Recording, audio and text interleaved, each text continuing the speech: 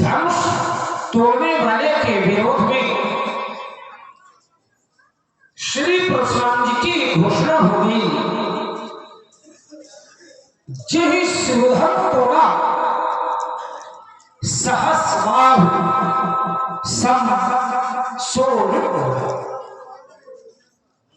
सो मिला बिहारी समाजा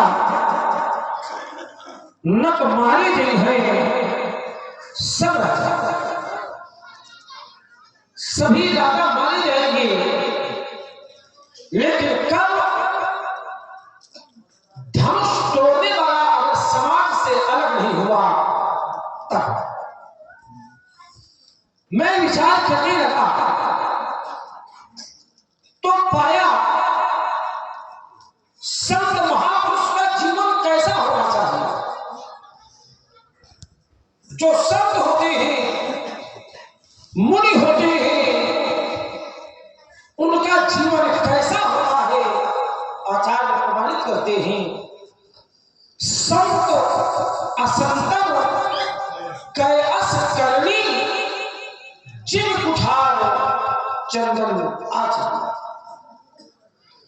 संत और असंत की ऐसी करनी होती है जैसे चंदन और कुल्हाड़ी। जब दोनों पर चिंतन किया गया तो पाया यह कुल्हाड़ी चंदन के वृक्ष को काटती है, लेकिन चंदन का वृक्ष अपने स्वभाव का त्याग नहीं करता।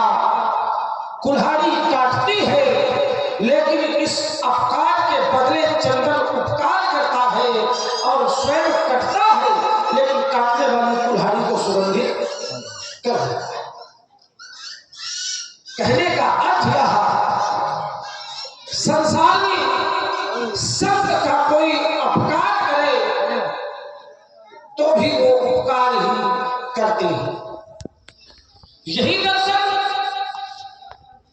जब मैं इधर देखता हूं तो स्थिति विपरीत पाता हूं।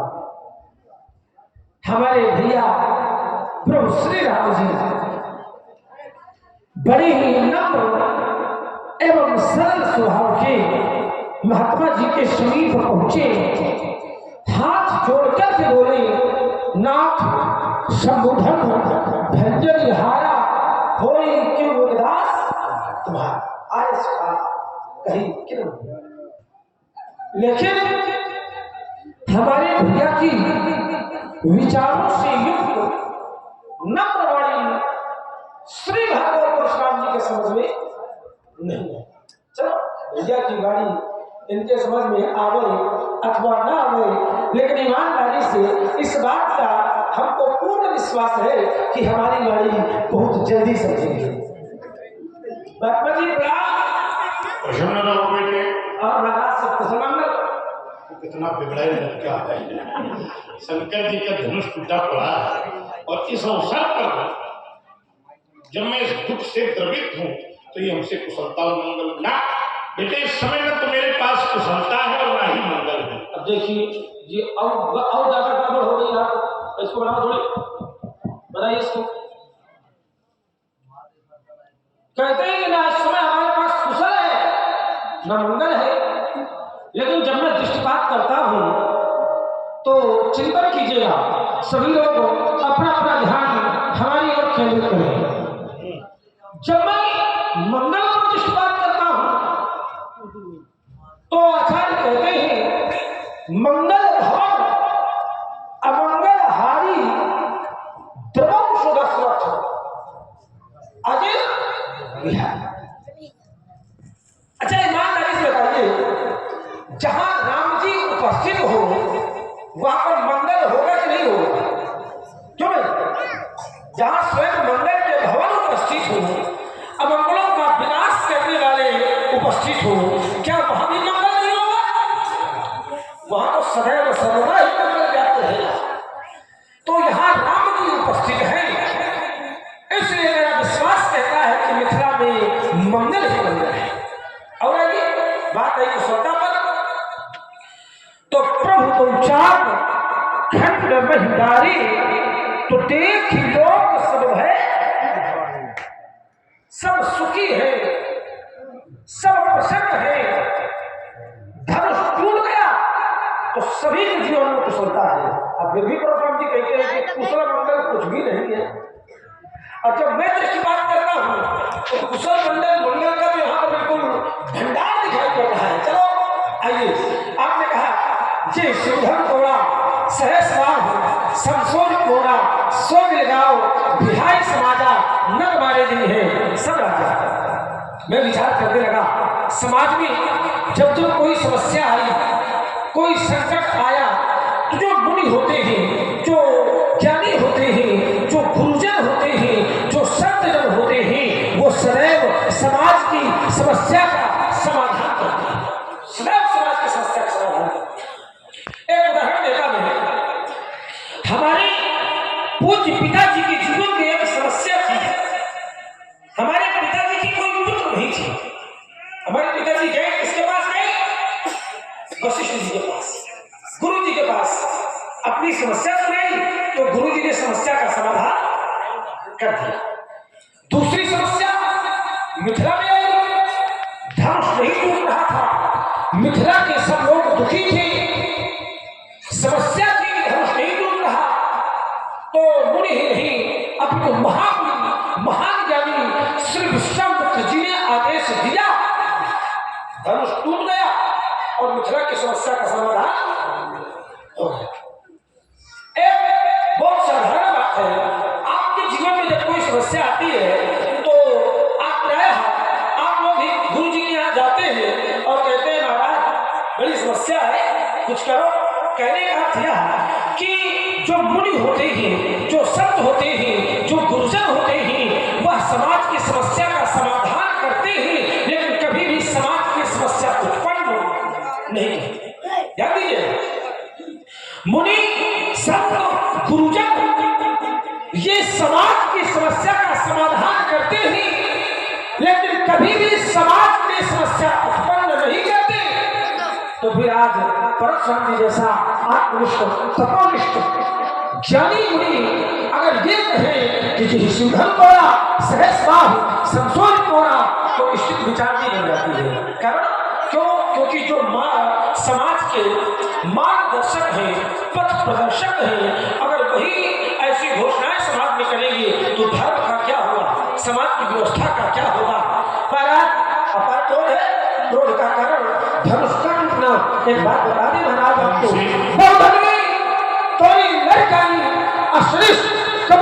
न के गोसाई मैंने बाल अवस्था में लड़काई में बहुत सी धनिया दोनों डाली, तब आप तुम्हारा ऐसा क्रोध कभी नहीं किया गया। आज बात क्रोध किया जा रहा है।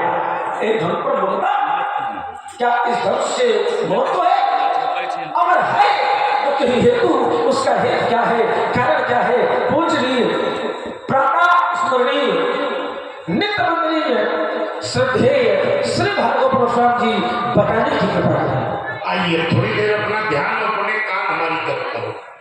सुनो शंकर भगवान की लक्ष्मण की वार्ता सभी लोगों ने बड़े ध्यान से सुनी और कहीं न कहीं कुछ लोगों ने तो अपने हृदय पर भाव रखा ही। लक्ष्मण का पहला तर्क आया कि संत असंतन के असकर्मी। संत वो है जो अपने दुख को सहन करे, कोई प्रतिकार भी करे तो उसको सह जाए। ध्यान देना। और आरोप परशुराम पर लगाया। ये बिल्कुल मैं दोनों हाथ उठाकर तुम्हारी बात से कहता हूं। परशुराम पर कोई आघात करता और परशुराम उसका विरोध करता तो ये चौपाई ठीक ठीक लगती, लेकिन आघात परशुराम पर नहीं किया गया। आघात किस पर किया गया? धनुष पर। दुख परशुराम को नहीं दिया गया, दुख किसको दिया गया? धनुष को। अपमान परशुराम का नहीं किया गया, किसका किया गया?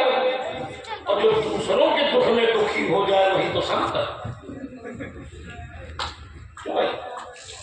भाई आपकी परिभाषा, आपका तर्क है बेटे, और उस तर्क को हमने अपने अनुसार लिया। भाई हमारा कोई व्यक्तिगत अपमान करे, मेरी कोई व्यक्तिगत क्षति करे, मेरे ऊपर कोई व्यक्तिगत आघात करे, मेरा कोई व्यक्तिगत अपमान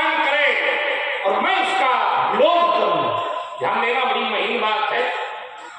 तो देखो लक्ष्मण परशुराम संवाद कोनो जमीन जायदाद का झगड़ा न हो, शब्दों की लड़ाई। और लक्ष्मण ने बड़ी अच्छी पृष्ठभूमि बनाई, हृदय से प्रसन्न हुए कि छोटा बालक है, वैसे में बड़ा अच्छा धरातल दिया, लेकिन थोड़ी सी गलती कर दी। भाई परशुराम का यहाँ अपना व्यक्तिगत कुछ है ही नहीं। तेरी अवसर सुनि शिव धन भंगा और आए ध्रुवकुल कमल। और मेरा क्रोध और विरोध कब हुआ? तो सुनत वचन फिर अनत निहारे और दिखे चाप खंड मही। तो भाई मेरा कोई अपमान करता, मेरे ऊपर कोई आघात करता, चंदन का गुण है ना, जब कोई चंदन को काटा है ना, तो विरोध नहीं करता। तो संत रूपी चंदन को कोई काटा है, हम विरोध करें तो बात हमको कोई कष्ट दे, लेकिन जब कोई संत को कष्ट देगा, कोई राष्ट्रीय धरोहर को तोड़ेगा, जिस धनुष को हम भगवान शिव की भांति पूजते रहे हो, कोई उसको तोड़ के फेंकेगा, जिस वेद से हम पढ़ते रहे हो कोई उसको जलावेगा, तो उनका संत चुप है बैठा। बताओ आप लोग, तुम्हें गंगा की सौगंध विरोध करना चाहिए कि नहीं? जोर से बोलो।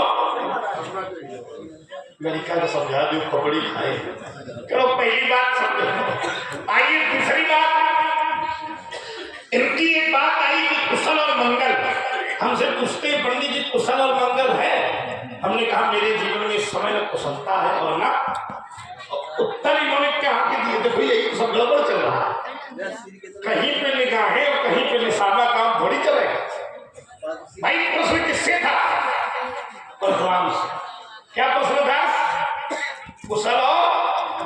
तो मैंने क्या कहा, इस समय में मेरे जीवन में कुशलता है और मंगल है।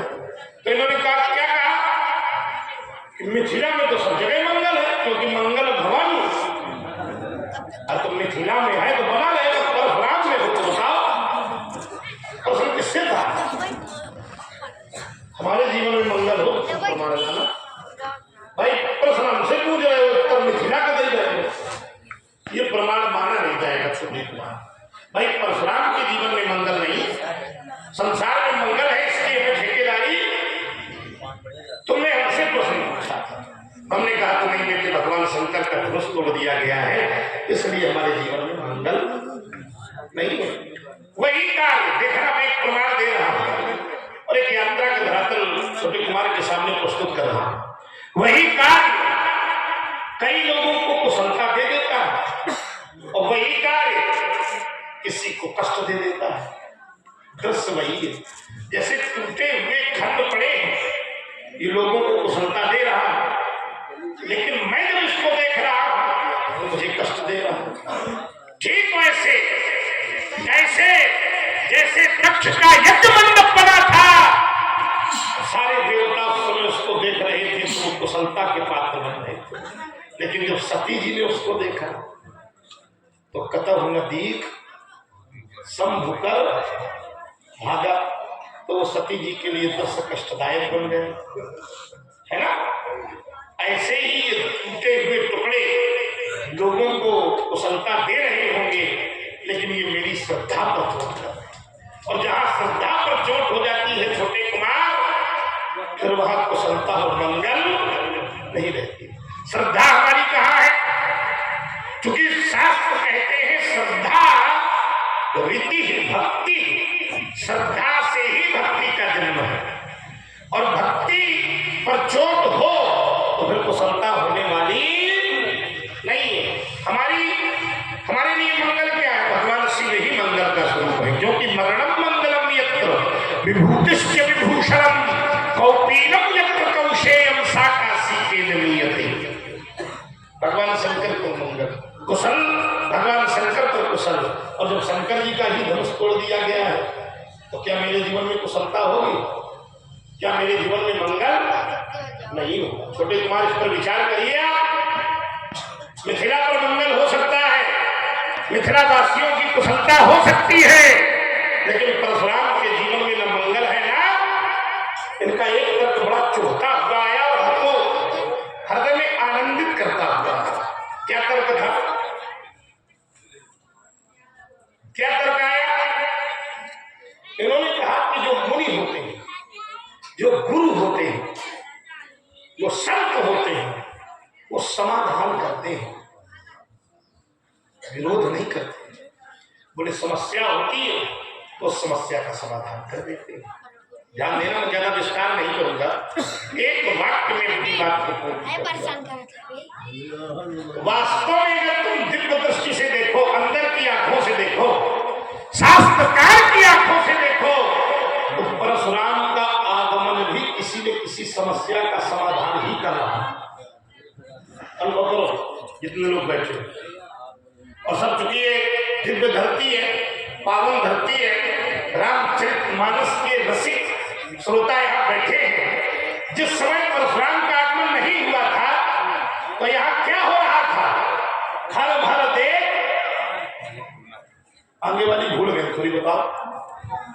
नगरपुर नारी और क्या कर रही? सब मिल दे महीपनकारी, राजन का गाड़ी बकी जा रही थी। अच्छा, राजा क्या कर रहे थे?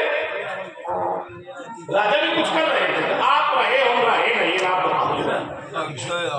ऐसा राजा भी कह रहे थे, धर बांधो नृप बालक दो लेव छुड़ाए सीए कहा। ये हमने हल्का हल्का सुना था। अब जैसे मेरा आगमन हुआ तो ते ही अवसर, ये अवसर नहीं था। शास्त्रकार ने परशुराम के आगमन को भी समस्या का समाधान ही बताया। जहां विश्व युद्ध की तैयारी हो रही थी, वहां केवल परशुराम के आगमन से दर्शन मात्र से सहन उसको लुक गए। बाद झपट जल लगा, जो ताल ठोक रहे थे, युद्ध की बात कर रहे थे, वो ऐसे लुके जैसे बात को देखकर कोई बटेर छिप जाता है। बाकी जो बचे तो पितु समेत कहीं कहीं निज। तो बताओ, जब मेरा आगमन नहीं था तो यहाँ ताल ठुक रही, युद्ध की तैयारी चल रही, और मेरा आगमन हुआ, काम बना कि बिगड़ा? बना। इसलिए तुम इसको भी देखो, गुप्त दृष्टि शास्त्र की बेटा इसकी बात करो। जहाँ युद्ध की बात हो रही थी, समस्या युद्ध की थी, कोई कह रहा था कि बस ले चलो, बांधो पाको पकड़ो इन लड़कों को, मत दया करो सुकुमारों पर। अब तलक धनुष पर निर्णय था, अब निर्णय है तलवारों पर। और जैसा भी लोग गा रहे थे, तब परशुराम का आगमन हुआ, तही अवसर सुनिश्चित। तो जो भागने की बात कर रहे थे, वही पितु समेत कहीं कहीं मेरे नामा करने लगे सब दंडो प्रणाम। तो परशुराम का भी आगमन शास्त्र तुम्हारी दृष्टि में होगा, लेकिन शास्त्रकार की दृष्टि में परशुराम का आगमन समस्या का समाधान ही करा। अच्छा, एक और छोटी सी बात लगा दूं। समस्या भी दो प्रकार की होती है। एक समस्या होती है स्वजनिक, एक होती है प्राकृतिक या दैवीय। ईमानदारी से बताओ, जैसे वर्षा हो जाए, ओले गिर जाए, फसल नष्ट हो जाए, एक प्राकृतिक समस्या, दैवीय समस्या। और कोनो पिए के बाद अपने खेत में आग लगा दे, तो फसल तो इसमें भी नष्ट हुई, ठीक नहीं हुई, लेकिन ये स्वजनिक है। तो प्राकृतिक समस्या में देवता को लोग कहते भगवान की इच्छा नहीं थी, लेकिन जब स्वजनिक को जलावे, बाद में रोवे तो कहते कहीं मर गया, तो तुमने स्वयं किया। तो राजा जनक की जो समस्या है बेटे, ये स्वजनिक समस्या है। स्वयं पुरारी को दंड कठोरा, राज समाज आज जही तोरा, त्रिभुवन जय समेत वैदेही, और विनय विचार बरहु हठ, ये अपना हट प्रस्तुत करना। ध्यान दें, आपने शिवकरण यादव आपकी ओर से 100 रुपए कमेटी को सहयोग राशि, आपने ठाकुर दिसंबर से आपकी ओर से 1100 रुपए कमेटी को सहयोग राशि, आपने अरुण बंगाली आपकी ओर से 100 रुपए परशुराम लक्ष्मण संवाद में, रमेश नामदेव आपकी ओर से 20 रुपए परशुराम लक्ष्मण संवाद में। बहुत बहुत धन्यवाद, बहुत बहुत धन्यवाद। सुनते हैं तो कई वर्षों का अनुभव है। पुरस्कार का कोई अपना महत्व नहीं है, लेकिन जब कोई पुरस्कार देता है तो ऐसा लगता है जैसे कोई हमारी बात बहुत अच्छा। लक्ष्मण परशुराम सम्राट में कोई पुरस्कार दे, देखो राज वाला पुरस्कार तो दूसरा है, विचार बड़ी हो बढ़िया नाच गाने में सब देते हैं, जितना गाने होगा सब देखना है। लेकिन यहाँ पर जब 10 इंद्रियों से व्यक्ति प्रसन्न होता है तो ये पुरस्कार पैसे का महत्व नहीं है, यहाँ के लोगों का महत्व है। बैठ कर जिनको ये भाग हो रहा है हमारे बीच में सत्संग की चर्चा अच्छी बहुत साथ याद है सभी लोगों को। तो ये सुजनित समस्या है बेटे, थोड़ी थोड़ी बातों में एक अच्छा धरातल बनेगा, इसलिए बोलत वही का सुना राजा के छोकरी तो संभाल कर नहीं बोलता, कहा तेरी छोटी छोटी धनुया और कहा भोलेनाथ का विशाल आयु, बोलत वही न संभाल धनु ही शब्द पुराण धनु। चलिए महाराज, मैं कुछ परंपरागत बातों को छोड़ते हुए और सीधे कर्म पर चोट करने का प्रयास करता हूँ, क्योंकि आनंद तभी बनेगा। और बैठे हुए सभी सुधी श्रोता, अब आप लोग अपना अपना ध्यान हमारी ओर केंद्रित करें, अपने अपने काम हमारी ओर लगावें। चलिए, परशुराम जी कहते हैं, भाई हमारा तर्क था कि जो मुनि होते हैं, जो संत होते हैं, जो महात्मा होते हैं, जो गुरुजन होते हैं, वो समाज के लिए समस्या उत्पन्न नहीं करते हैं, समाज की समस्या का समाधान। परशुराम जी कहते हैं कि राजकुमार, शास्त्रकार की दृष्टि से देखो, अगर दिव्य दृष्टि से देखो तो परशुराम का आगमन भी किसी न किसी समस्या का समाधान है, समस्या नहीं है। अगर शास्त्रकार की बात आप मानते हैं, ध्यान दीजिएगा, परशुराम जी की बात है, शास्त्रकार की बात परशुराम जी मानते हैं, दिव्य दृष्टि से बहुत देखते हैं। हमारा पंडित जी, ब्राह्मण देवता, आप दिव्य दृष्टि से देखो, जिसने धनुष तोड़ा है उसके समाज का कल्याण किया है, अपराध नहीं किया है। देखो दिव्य दृष्टि से, शास्त्रकार की मानो, शास्त्रकार की मानो तो जिसने धनुष तोड़ा है उसने अनुचित नहीं किया है, उचित किया है। मानो शास्त्रकार की, शास्त्रकार की मानो। और यह हम तो जयकार कर ही रहे हैं, आप धनुष तोड़ने वाले की जयकार करो, आरती उतारो, तपस्या करो, कौन चक्कर भाई शास्त्रकार की मानो। आप कहते हैं, अब आइए, परशुराम जी कहते हैं कि समस्या दो प्रकार की, उदाहरण दिया, बोले फसल पकी खड़ी हो, कोई व्यक्ति पिए और जाके आग लगा दे, बिल्कुल गड़बड़ है। बोले फसल, दूसरी समस्या, बोले फसल खड़ी हो और भगवान पानी बरसा दे, फसल नष्ट हो जाए, तो दैविक समस्या। महाराज जनक की समस्या ये स्वयं वाली थोड़ी थी भाई। धनुष यज्ञ का आयोजन जनक जी ने रखा, धनुष नहीं टूट रहा था, ये समस्या थी। धनुष टूट गया तो जनक जी की समस्या का समाधान क्यों? धनुष टूट गया तो जनक जी की समस्या का समाधान हो गया, सब प्रसन्न हो गए। जैसे आपने कहा था फसल पकी खड़ी हो, किसी व्यक्ति की फसल बहुत अच्छी हो, बहुत सुंदर हो, और वो व्यक्ति फसल को देख देख के प्रसन्न हो, परशुराम जी जैसा व्यक्ति अगर अपनी फसल में आदमी लगा देगा, गड़बड़ है।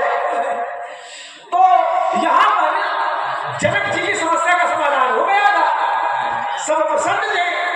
लेकिन परशुराम जी का आगमन हुआ, परशुराम जी का आगमन हुआ, और प्रसन्न रहा, उससे भयभीत हुई कि तो दोष किसका? जनक जी का कि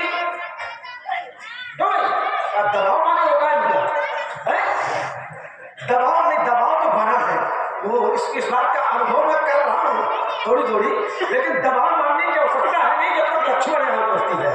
ठीक, और आइए, आपने इसी में एक बात और रखी, बोले राजकुमार हमारा आना यहाँ समस्या में समाधान है। बोले कैसे? बोले यहाँ विश्व युद्ध की तैयारी चल रही थी, विश्व युद्ध की, और हम आए तो जो राजा कह रहे थे कि धैर्यवान हो, सब डर गए। अब देखो कितना बढ़िया उदाहरण देंगे। अच्छा, कौन राजा डर गए? राजा डरे, लेकिन कौन? जो दुष्ट राजा थे, जो दुष्ट राजा थे वो डर गए। बांधने की बात कर रहे हैं, वो डर। हाँ, तो बांधने की, अच्छा तो बांधने की बात संत थोड़ी करेंगे, बांधने की बात तो दुष्ट करेंगे। यही तो हमने कहा, जो दुष्ट थे वो डर गए, बोले हमारे तो समस्या का समाधान हो गया ना। हमने तो जाना है, शास्त्र का प्रमाण मिलता है, पछताप शीय महतारी अब विधि अब सारी बात। भैया बेगारी अभिमान गलत बताओ, जिसके आने से बड़ी बनाई बात बिगड़ जाए वो व्यक्ति समस्या है कि समाधान है? अब बोलो क्यों? समस्या कहोगे कि समाधान कहोगे? समस्या है। अब मेरा तर्क भी यही था कि इनके जैसे व्यक्तित्व के द्वारा ऐसे काम अनुचित है। आइए और आगे यात्रा करते हैं। विषय बना कुशलता। तो आपने कहा कि कोई कोई कार्य ऐसे होते हैं कि जिनमें कुछ लोग प्रसन्न होते हैं और कुछ लोग दुखी होते हैं। उदाहरण दिया आपने प्रजापति दक्ष की यज्ञ। प्रजापति दक्ष की यज्ञ में माता सती पहुंची तो जो देवता थे वो प्रसन्न थे, लेकिन माता सती दुखी हो गई। अच्छा, क्यों दुखी हो गई? क्योंकि उस यज्ञ में भगवान शंकर को कोई स्थान नहीं था। भगवान शंकर का विरोध था, स्थान नहीं था। अच्छा, क्या मिथिला में भी ऐसा है क्या? भाई उदाहरण तो तब लगेगा जब स्थिति समान हो, तब तो उदाहरण लगेगा। क्या मिथिला में भगवान शंकर का अपमान हुआ है? विचार करो, क्या मिथिला में भगवान शंकर का अपमान हुआ है? ना,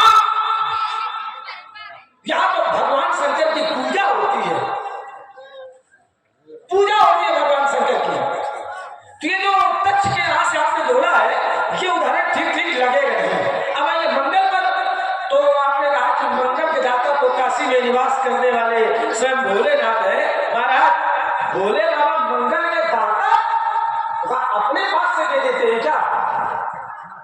भाई अगर काशी में निवास करने वाले भोलेनाथ मंगल को देते हैं, मंगलकारी हैं, तो हमने तो ये जाना है कि काशी में जो भी मिलता है वो भोले बाबा के प्रभाव से नहीं मिलता है ना, वो तो मेरे सरकार के प्रभाव से मिलता है। आचार्य कहते हैं, जासु नाम बल शंकर काशी और समदेव समगति अभिलाष। जासु महामंत्र जिह जपत महेशु तो काशी मुक्त हेतु उपदेश। अंतिम बात मैंने कहा था, जो संत होते हैं तो अपकार के बदले भी उपकार करते हैं।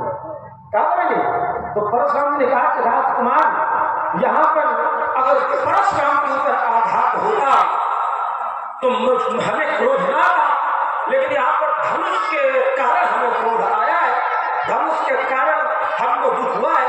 जब धनुष टूटा आपको दुख हुआ। संत कभी किसी को दुखी नहीं करते, अपकार नहीं करते हो। आपको दुख हुआ, दुख से क्रोध उत्पन्न हुआ, और आपके क्रोध से कौन दुखी हुआ? ये भी तो देखिए। आप कहते हैं कि धनुष के टूटने से हमको क्रोध है, धनुष के टूटने से अपने लिए नहीं है। धनुष टूटा है किस लिए है? अच्छा, धनुष टूटा है तो आपके क्रोध से भयभीत कौन है, दुखी कौन है? आचार्य कहते हैं, अतिजन उतर देव नहीं अकुटिल भूभाग से सुर मुनिनाथ नगर नर नारी सोच ही सकल त्रास एक संत के क्रोध से, एक संत के क्रोध से अनेक संत दुखी है, अनेक संत। ये आपका परोपकार समझ में नहीं आया भाई। अगर ये परोपकार है, आपका क्रोध धनुष के लिए है, तो फिर आपके क्रोध से जो ऋषि मुनि महात्मा संत जन है सबको प्रसन्न होना चाहिए, क्यों नहीं? जैसे आपके समर्थन के लिए, आपके समर्थन के लिए कोई क्रोध करे तो आप प्रसन्न होंगे कि भयभीत होंगे? भाई आपके पक्ष से, आपकी रक्षा के लिए, आपके समर्थन से कोई किसी का विरोध करे, क्रोध करे तो आप प्रसन्न होंगे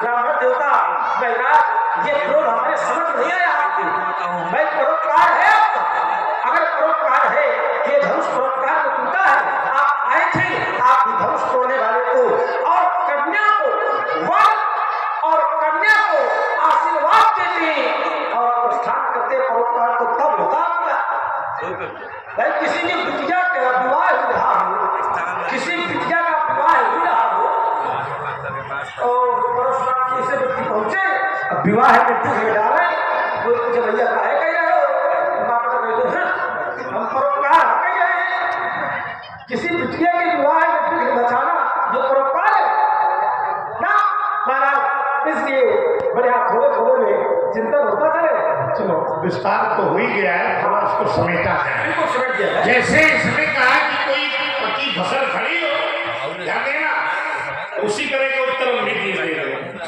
पकी फसल खड़ी हो परशुराम जी आगे लगा दो तो बताओ दोस्त किसका है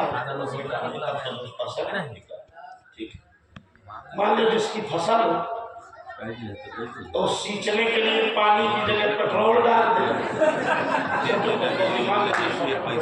इसका ये भी उत्तर दो आनंददायक उत्तर दो सींचा किससे जाता है जल से उर्वरक शक्ति डाली जाती है तो बिटिया के विवाह को सींचने के लिए मनुष्य में 8 प्रकार के विवाह थे ध्यान देना तर्क को मैं जोड़ रहा हूं और जिनमें सबसे पवित्र विवाह था ब्रह्म विवाह अरे चलो सीता के मन में जो पति बसता वो नारद जी ने कह दिया था नारद वचन सदा सुखी साचा और 100 वर मिली ही जाहि मन राजा तो जैसे स्वयंवर हुआ था शीलनिधि राजा की कन्या का है तो जो पसंद आया था उसी के गले में जयमाला डाल देती है धनुष का है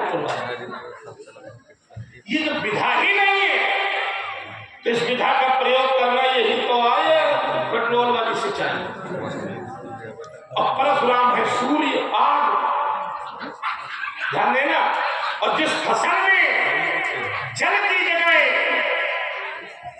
जल वाली सामग्री परी हो होना की आ जाता अब बताओ मैं गंगा की सौगंध दोषी कौन बताओ आग का दोष है कि पेट्रोल डालने वाले का दोष है समझाओ जनक जी का दोष है जबरदस्ती उल्टा हमारे ऊपर दोष है अगर ये प्रक्रिया तुमने कहा कन्या को आशीर्वाद देना चाहिए हमने कन्या को आशीर्वाद दिया है ध्यान से देखो मैंने कन्या को आशीर्वाद दिया है दृष्टिकोण बेटे जनक बहोई आय सिर नावा और सिर बुलाए प्रणाम तो आशीष दीन सखी है और निज समाज लय गई सयानी तो मैंने कन्या का विरोध नहीं किया आप लोग ईमानदारी से बैठे हो बिहारी जी के सामने मुरली मनोहर के ईमानदारी से बताओ हमने सीता को आशीर्वाद दिया कि नहीं दिया जोर से बोलो समझाओ लड़का को आशीर्वाद देना चाहिए अरे कम से कम पूरी बात को समझाओ सीता से हमें कोई विरोध सीता के विवाह से भी हमें कोई विरोध अच्छा है तो बालक खुराफाती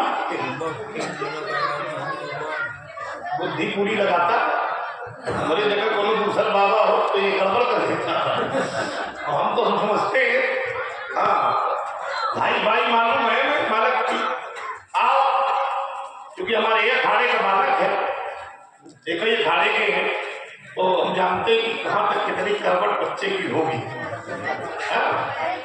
बुद्धि इसने लगाई इसके लिए तुम्हें साथ हुआ अब देखो जरा इन्होंने कहा कि भैया जब कोई काम बिगाड़ता है तो दोष होता है तो उत्तर क्या दिया मन पछताए सी महतारी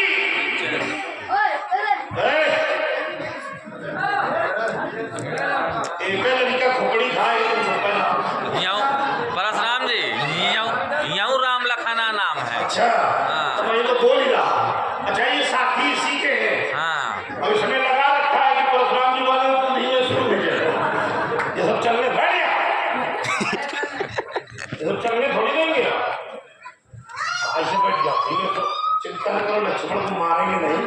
तुम बिल्कुल हृदय में दुख न लो, उसको खिला रहे बात है, चलिए इसको जो है आपको दे रहे हैं। राम नाम है, राम इसका। तो राम की तरफ बैठ गया, लक्ष्मण बैठ गया।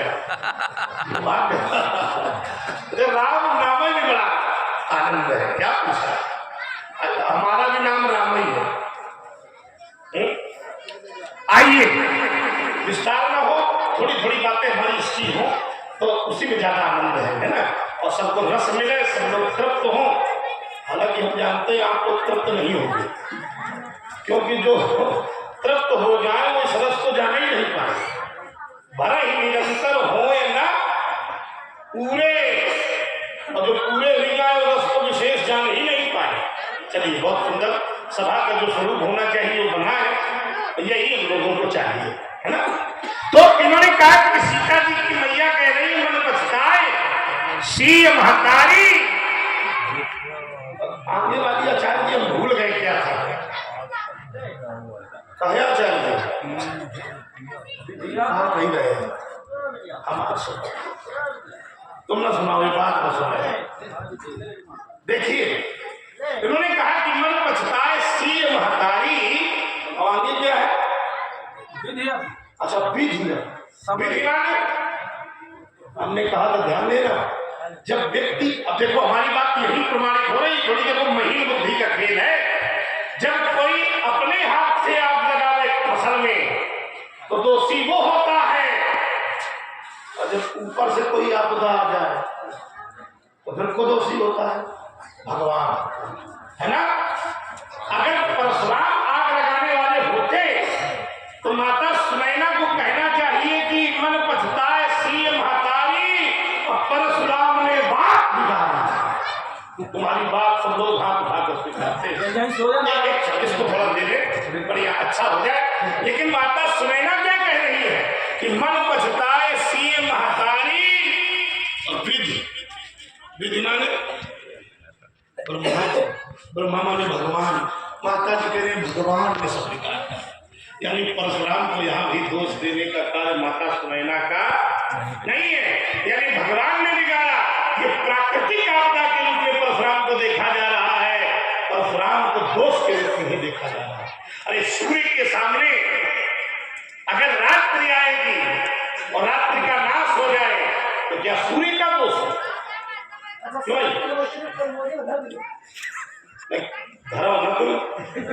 घर वाला काम हमें पास कर, इसलिए छोटे कुमार तुम कहते हो एक छोटी सी बात और कर दे, वो बहुत जल्दी में रुकना, वो कहो तो ही रुकना, चलो रुका जा रहा हूँ। चलिए परशुराम जी कहते हैं कि मन पछताए सी महतारी, तो विधि अब समझ, बोले विधाता को दोष दिया जा रहा है, कैसे, बोले समस्या अगर ऊपर से आ जाए तो दोष किसका, समस्या अगर ऊपर से आए तो दोष किसका, बोले भगवान का, विधाता का। अच्छा ईमानदारी से बताओ आप लोग, पूरी ईमानदारी से और निष्पक्ष भाव से, हाँ ये भी है निष्पक्ष भाव से, निष्पक्षता नहीं, पक्ष तुम्हारे इसमें ज्यादा है, तुम बालक हो इसलिए तुमको हम ज्यादा ईमानदारी से बताओ, ये परशुराम जी ऊपर से आएगा, क्यों भाई परशुराम जी ऊपर से आएगा, इसी को थोड़ा बुद्धि लगा के ध्यान नहीं भाई, समस्या अगर विधाता के द्वारा उत्पन्न की गई हो तो विधाता का दोष, भाई आपदा अगर दैविक हो तो विधाता का दोष, भाई दैविक आपदा है क्या ना। भाई जैसे दक्ष की यज्ञ में माता सती ने प्राण त्यागे तो समाचार जब संजय पाए तो वीरभद्र को पठाए, वीरभद्र को भेजा, किसने भेजा, भगवान ने। यहाँ जब धनुष टूटा तो ऐसा तो कहीं लिखा नहीं है कि समाचार जब शंकर पाए तो परशुराम करी, जरूरी चले, ऐसा तो कहीं लिखा नहीं है। यहाँ पर परशुराम स्वयं चले आए, किसी के द्वारा भेजे नहीं गए, अब जब स्वयं आए हैं, विधाता द्वारा संबंधित नहीं है, तो दोष किसका, परशुराम जी का कि विधाता का, दोष किसका। भाई जैसे अच्छा माता की बात अगर आप करें तो माता जी के बच्चों पर आप पूर्णतः ध्यान नहीं दिया जा सकता यहाँ पर, इसलिए ऐसे बचाओ करो, इसलिए कि किसी की बिटिया का विवाह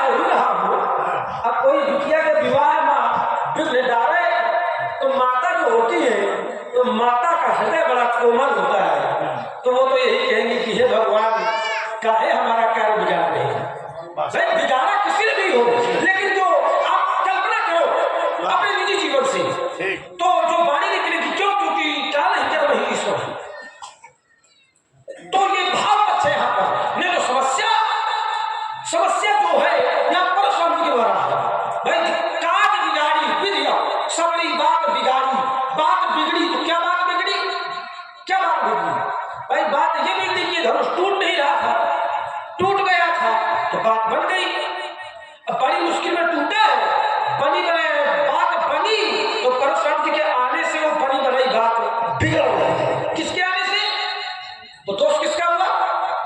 अब देखो एक और बात भाई, मैंने जो तय किया था कि जो मुनिजन होते हैं, संतजन होते हैं, वो समाज के लिए समस्या उत्पन्न नहीं करते, समाधान करते हैं। तो उसमें बड़े हास्यास्पद उत्तर होते रहे। उन्होंने फिर लगाया, बोले परशुराम जी कहते हैं कि फसल पकी जड़ी हो, मान लो फसल हो और उसमें सिंचाई की आवश्यकता हो, तो पानी की जगह क्या डाल दे, आधुनिक भाषा क्या डाल दे, पेट्रोल।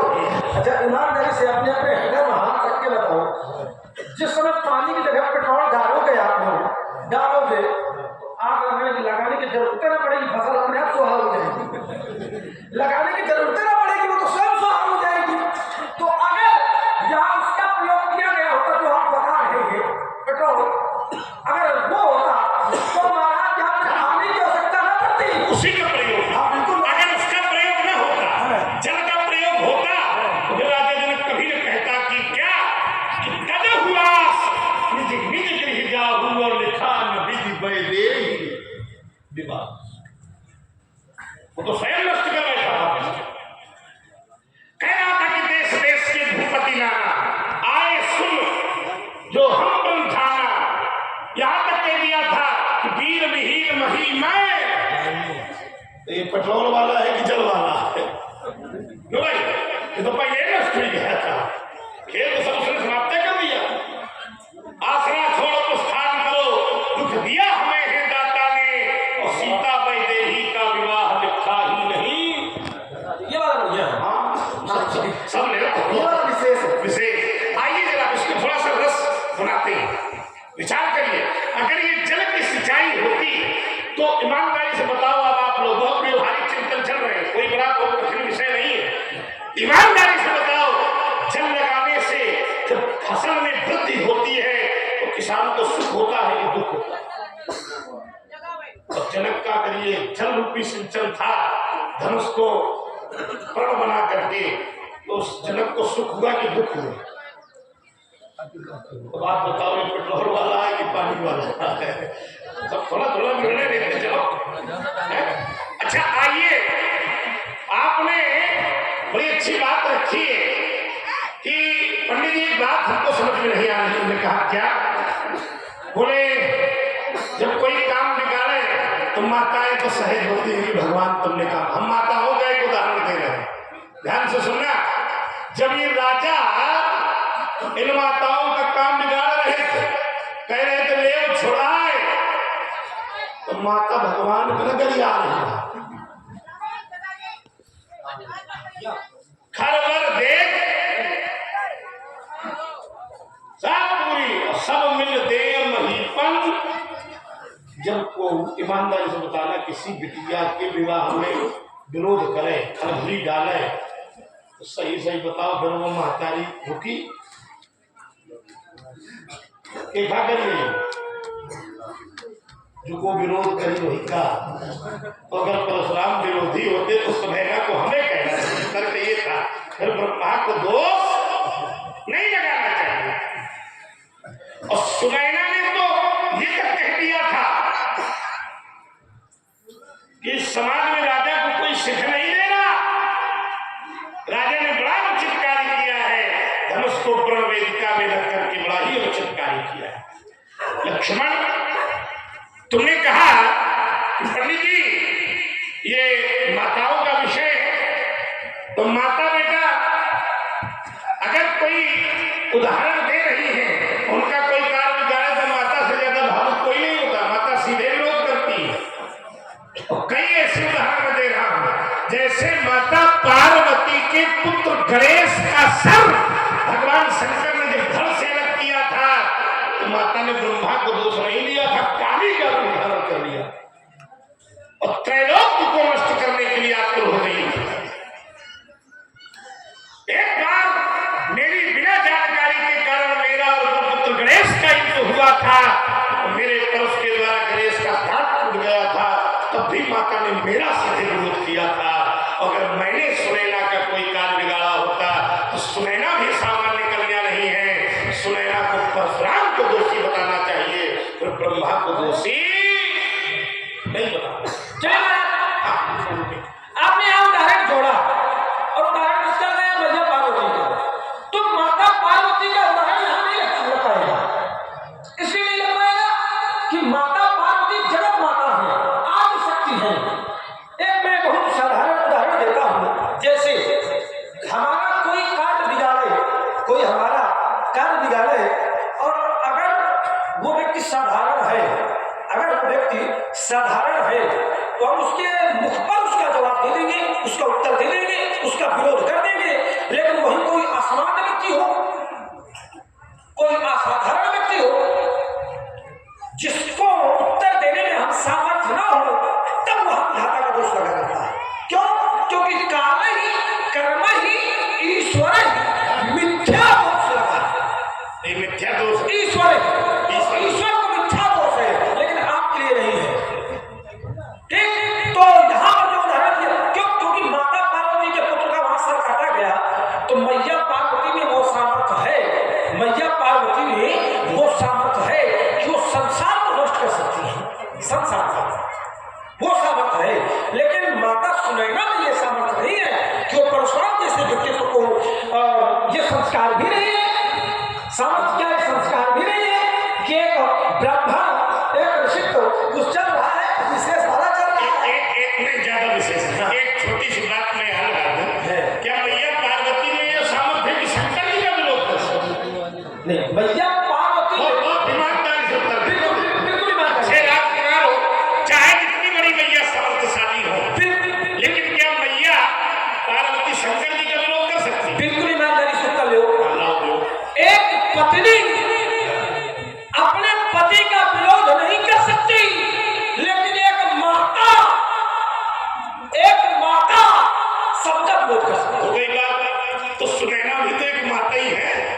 बहुत सीधी बात है, हम यही तो कहलवाना चाहते थे कि पत्नी विरोध नहीं कर सकती, लेकिन जब वो माँ होती है तो अपने पुत्र की रक्षा के लिए संसार का विरोध कर सकती। बिल्कुल सही बात। सुनैना भी माँ है। अगर परशुराम उनकी बेटी के विरोध में कुछ कह रहे थे तो परशुराम का विरोध करना चाहिए। अब देखिए, पार्वती ने माँ होकर के गणेश का विरोध के पक्ष में शंकर का विरोध कर दिया, तो परशुराम शंकर से बड़े नहीं है। हो गई बात। अब देखिए, वहां पर मैया पार्वती ने विरोध किया, लेकिन कब किया? जब गणेश का मस्तक काट दिया गया तब। बहुत सुंदर। वहां कर दिया गया था, वहां किया गया था, लेकिन यहाँ कहा गया है, अगर स्थिति करने वाली बनी ही तो मेरा विश्वास कहता है कि माता सुनैना का संसार की माता है, वही करने लगी जो मैया पार्वती ने। अब रुक जाओ, बस हो गई बात। जब अभी हमने किया नहीं है, कहा है, तो फिर तुम कहे 3-5 कर रहे हो। इसका मतलब कोई न कोई दस है, कोई न कोई गुप्त रहस्य है जो परशुराम केवल कह रहे हैं, कर नहीं रहे।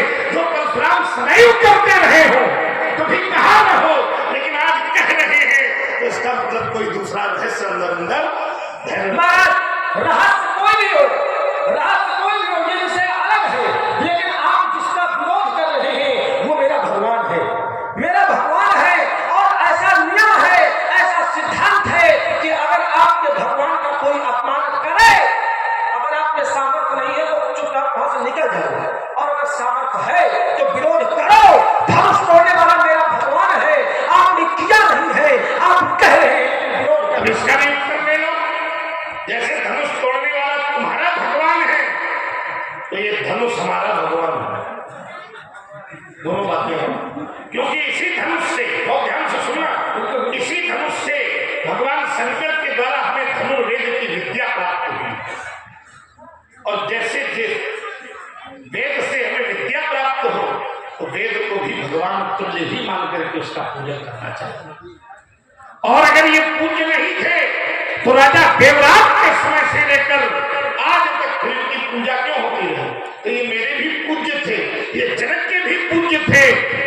और अगर धनुष तोड़ने वाला तुम्हारा भगवान है तो ये धनुष हमारे भगवान शंकर का आयुध है और हमारे लिए पूज्य है। तो इसको चाप खंड महिदारी देख करके क्या मेरा विरोध होना स्वाभाविक नहीं नहीं है।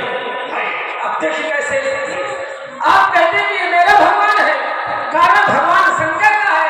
तो महाराज मैं कहता हूं कि जिसने धनुष तोड़ा है वो आपके भगवान का भी भगवान है।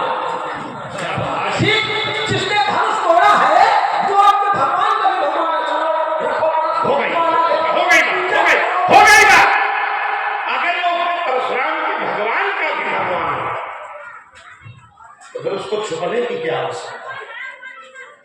भाई जो भगवान का भगवान हो तो खड़ा हो। अरे झूठ बोलो, सुना हमने देखा है बहुत लोग बड़े शंकराचार्य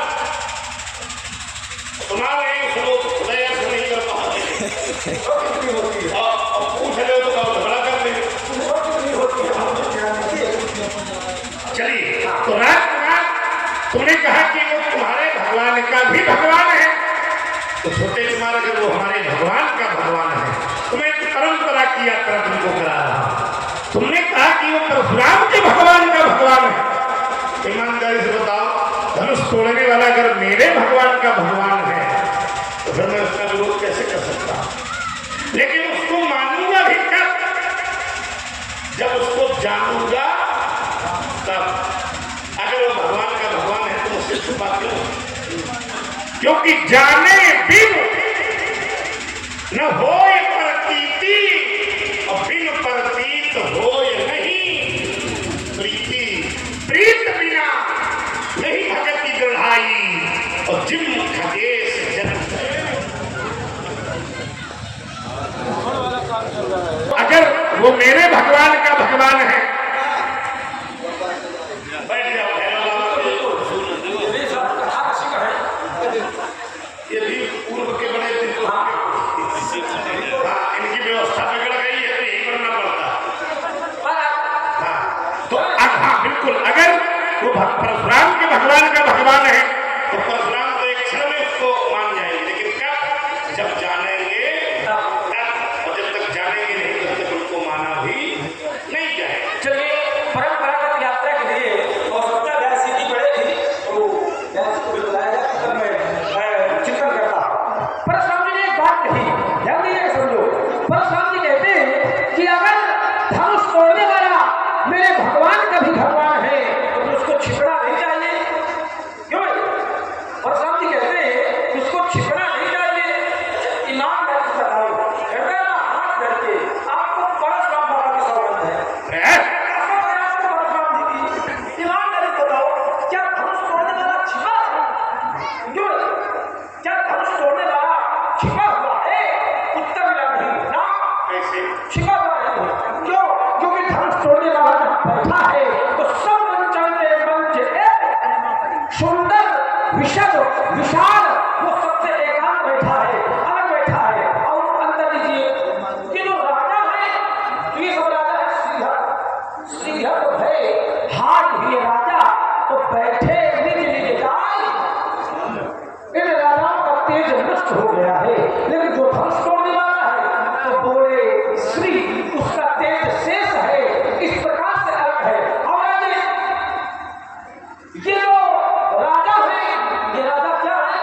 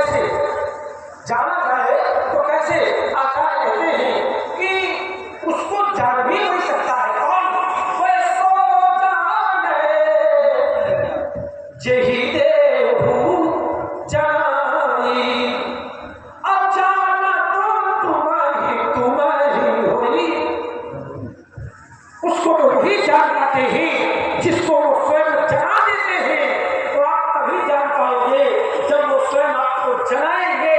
अगर वो न जगाएंगे जितना प्रतिमा लगाते रहो, जितना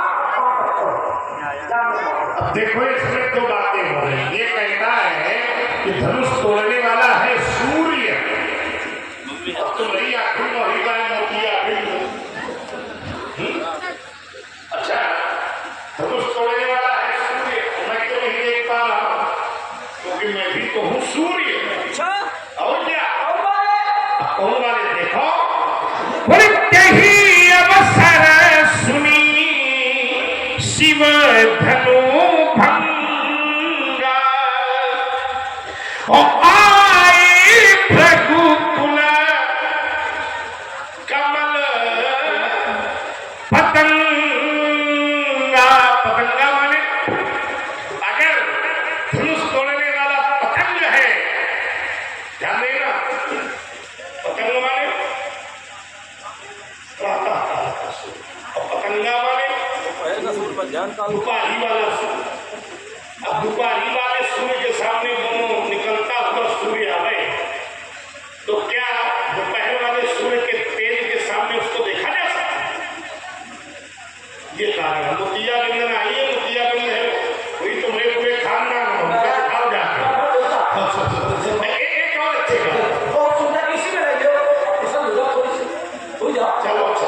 चलो कहते हैं कि अगर तुम्हारी के सूर्य, आप देखो उजाला कर लो, अगर ईमानदारी से बताओ, सूर्य सुबह वाला नहीं छोड़े कि तुम्हारी वाला, सुबह वाला तुम्हारी वाले का कोई पानी तक नहीं दे।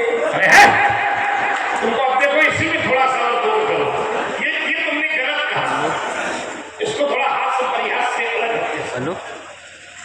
सुबह वाले सूर्य को व्यक्ति आगे झुककर पानी देता है, जो संध्या 3 काल की करते हैं, व्यास जी हमारे बैठे, और दोपहर वाले सूर्य को व्यक्ति खड़े होकर के पानी देता है, और शाम वाले सूर्य को व्यक्ति पीछे झुककर पानी देता है।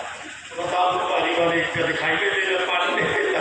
अरे पानी तो तीनों टाइम सूर्य को दिया जाता है। जो त्रिकालिक संध्या करते हो उनकी विधान है, सूत्र है, ऐसे कहो तो नहीं चलेगा बेटे, थोड़ा चकाचक वाला काम चलेगा। और देखो थोड़ा सा, इसने कहा कि पंडित जी आप जाने ही नहीं पाए, कुछ हाथ छुपा है, वो मेरे सामने छुपा है, मैं उसके प्रमाण हमारे व्यास जी बैठे। आइए यात्रा का एक क्रम बने। इस दिन परेशान किया हमने, लेकिन बिना आपको देखे आनंद भी तो नहीं आता। आप जब बैठते हैं तो लगता है कि कोई देखो व्यास पीठ का अपना एक बहुत बड़ा भाग है, और आप लोग कुछ हो समझते ही, और जब ऐसा व्यक्तित्व बैठा हम लोगों को भी लगता है कि कोई ऐसा व्यक्ति बैठा है तो हम लोगों को एक बार बजा उठानी हमारे व्यास जी की। मेरा मानना है कि व्यासपीठ पर बैठने वाला व्यक्तित्व वेशभूषा से भी लगे, स्वरूप से लगे, नहीं साक्षात हर अंग उसके होने चाहिए। होने चाहिए। आइए व्यास जी, मैंने जैसे ही राजा जनक से पूछा कि धनुष के समीप हो रहा है, देखना छुपाया गया कि नहीं, आप लोग निर्णय करना है। अति डरे उतर अरे देत नृप नाही, जनक ने उसको छुपा दिया। तुम्हारा भैया खड़ा हुआ, हमने कहा शायद कोई उत्तर मिले, तो तुम्हारा भैया कहता है नाथ शंभु धनु भंजनी हारा, वही है क्यों एक दास।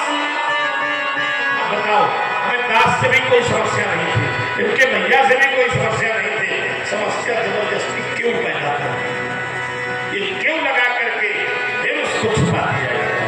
श्रीमान जी खड़े हुए, उन्होंने कहा ये कुछ बताएंगे, तो ये तो समय से अलग हो गए। बोले बहु धनु ही तोरी लड़काई और कबहु न असरी सकील।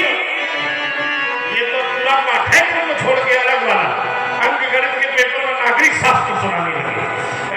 प्रश्न चल रहा है धनुष किसने तोड़ा, कह रहा है बहु धनु ही तोरी लड़काई और कबहु न असरी सकील। छोटे कुमार, तुम कहते हो जब तक उनकी कृपा नहीं होगी तो जाना नहीं जा सकता, ये निर्विवाद सत्य है, लेकिन सफल उनकी कृपा होना ये सत्य नहीं है। कृपा कर्म साध्य है, और जिन पर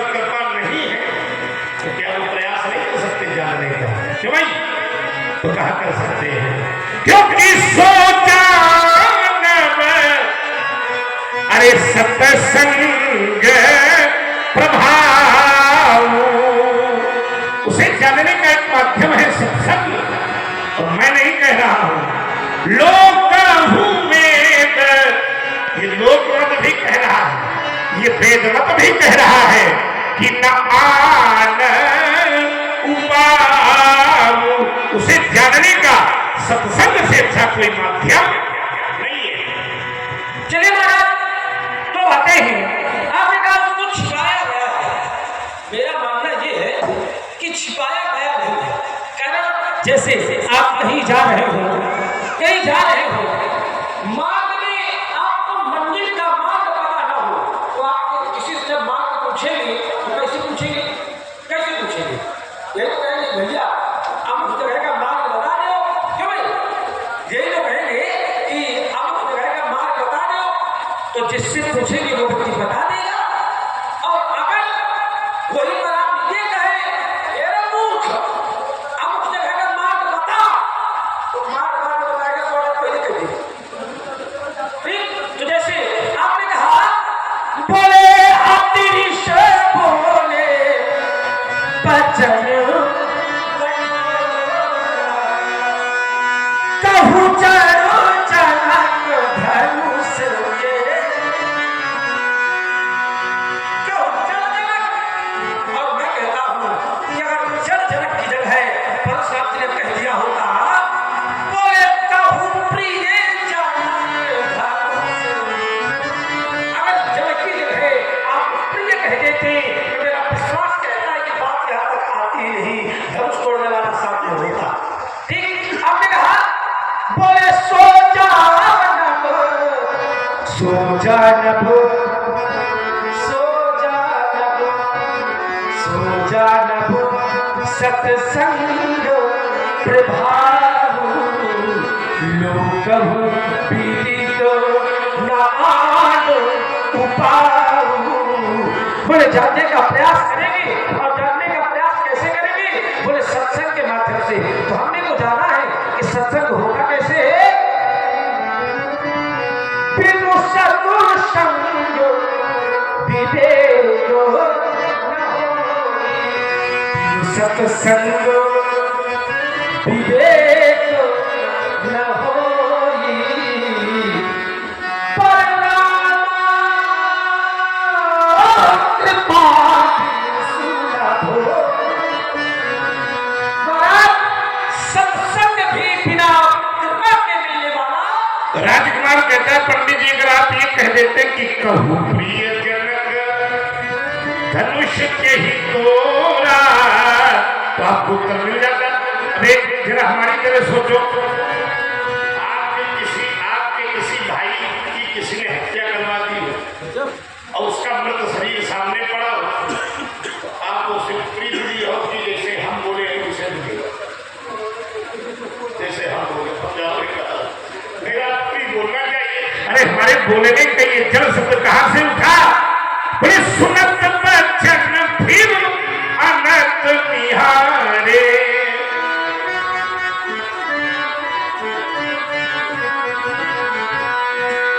देखे चापू खंड वही डारे। इसके साथ इसके ऐश्वर्य को मैंने देखा हो, उसके दो खंड भूमि पर पड़े देखे, श्रद्धा पर चोट हुई, बताओ क्रोध आएगा कि नहीं आएगा? या कहा कि हम चढ़े भरा कहो है और सब मेरे अंदर रोक लिए है, उसको बताना चाहिए, छुपाया। तुमने कहा कि बिना उनकी कृपा के सत्संग भी नहीं मिलेगा। मिलेगा बेटे, सत्संग मिलने का एक और मार्ग है। बोले बड़े भाग्य पाई वो सत्संगा, अरे बड़े भाग्य ये पाई वो सत्संगा, अभी नहीं प्रयास हो ये भव भंगा। तो बड़े भाग्य से जीव को सत्संग की प्राप्ति होती है, और वो सत्संग स्वभाव बंधन से जीव को मुक्त कर देता है। ये बताओ आपकी महादादी से कि आप अपने आप को क्या भाग्यवान मानते हो? आप अपने आप को क्या भाग्यवान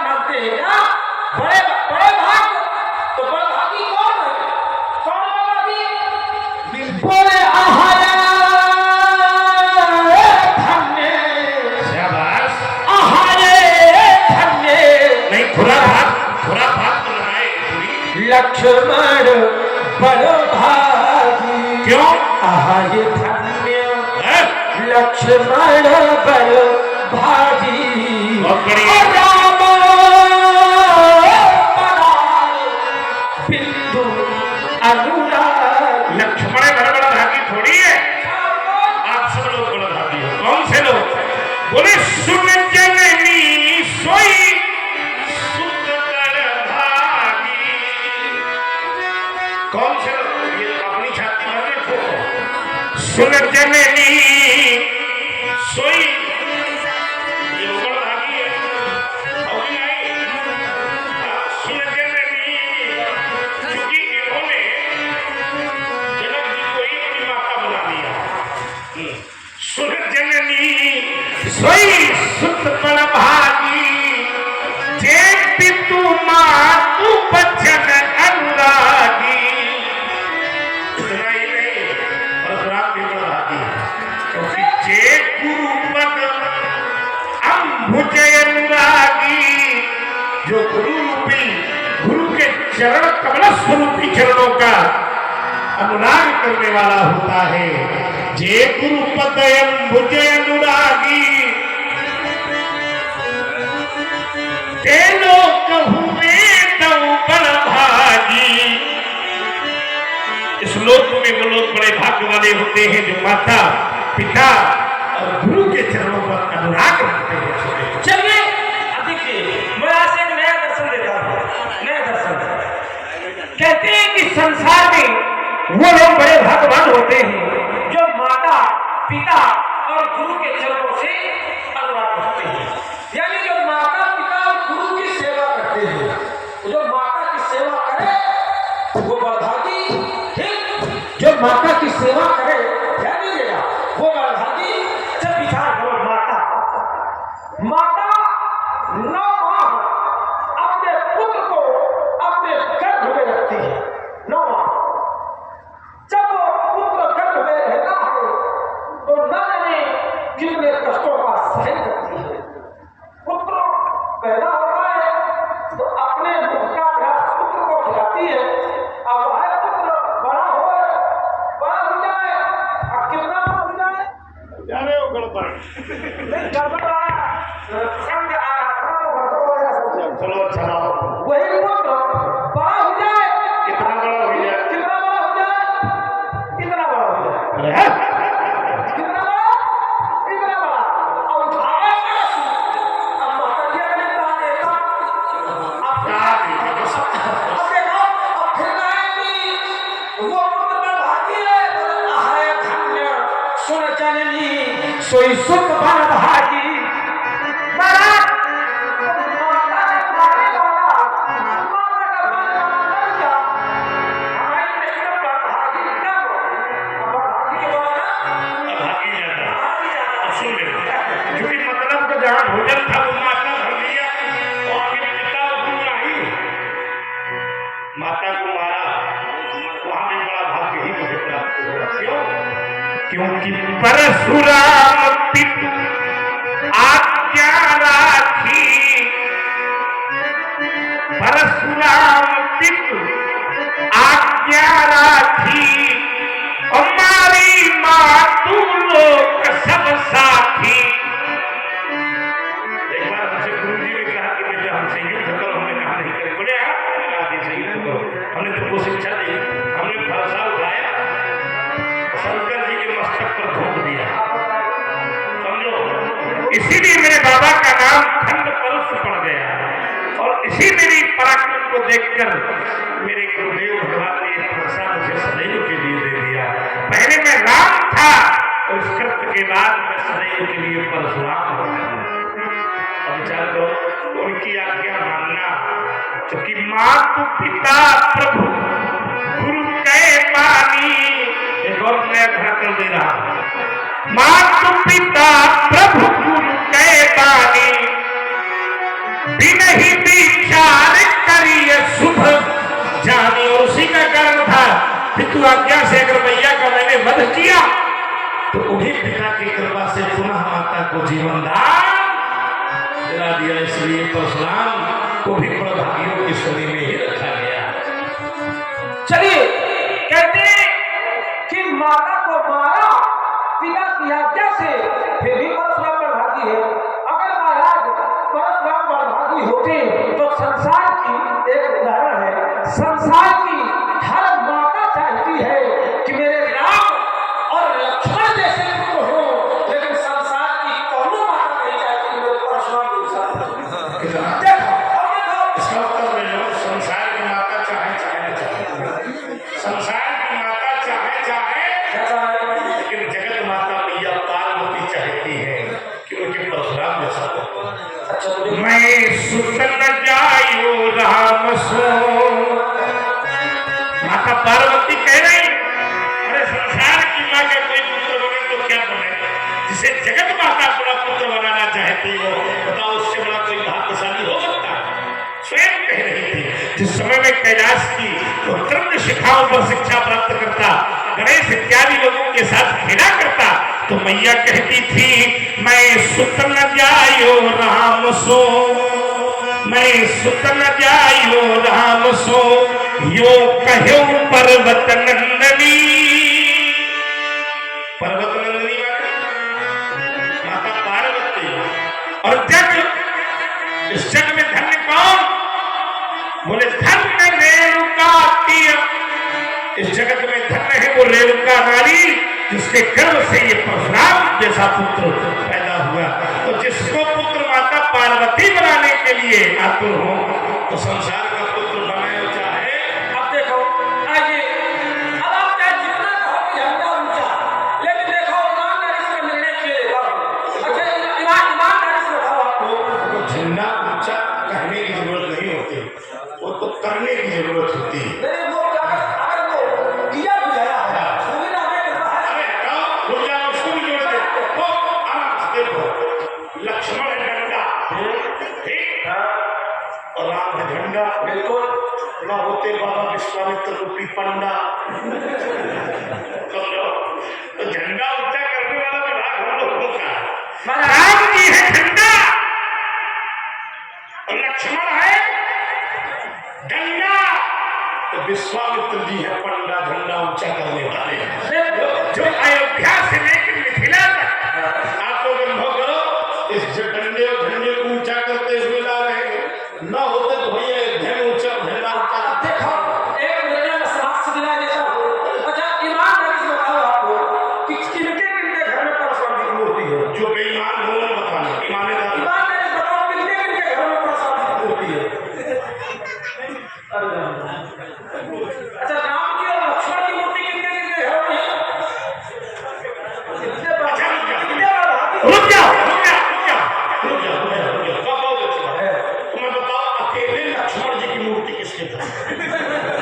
हमसे देखो थोड़ा बात है। रुक जाओ, रुक जाओ, लक्ष्मण की अकेले मूर्ति कहीं हो डंडा के दशा दिया तो बिना झंडा के, इसलिए तुम्हारी भी महत्वता तभी तक है जब तक झंडे के साथ हो। और याद रखना, जो डंडा झंडे का साबित कर देता है मित्र, तो लोग पूछते तो झंडे के हैं, कुछ पैर झंडे के ठीक। और जो लोग झंडा हटगा वो झंडा काम में आता है, काम में आता है। समझ ले, क्या कर देगा? दशा हो जाती है। फिर वही डंडा काम करवा दे। डंडा देखिए, मेरा मानना है तुम्हारा यश इसलिए है क्योंकि तुम राम रूपी ध्वज के नीचे हो। महाराज, ये बात मैं गर्व से कहता हूँ। गर्व से इस बात का और मुझे अभिमान होना चाहिए। असाभिमान मुझे क्या, मैं तो ये कहता हूँ सबको होना इस चाहिए। संसार में सबको ये अभिमान होना चाहिए कि हम राम जी के भक्त हैं। और महाराज, इस संसार में जो राम से जुड़ गया उसको किसी की आवश्यकता, और जो राम से पृथक हो गया तो वही वाली दशा होती है। वो बुढ़ापा में अंदर भी के मरेगी। राम जी से जो विरोध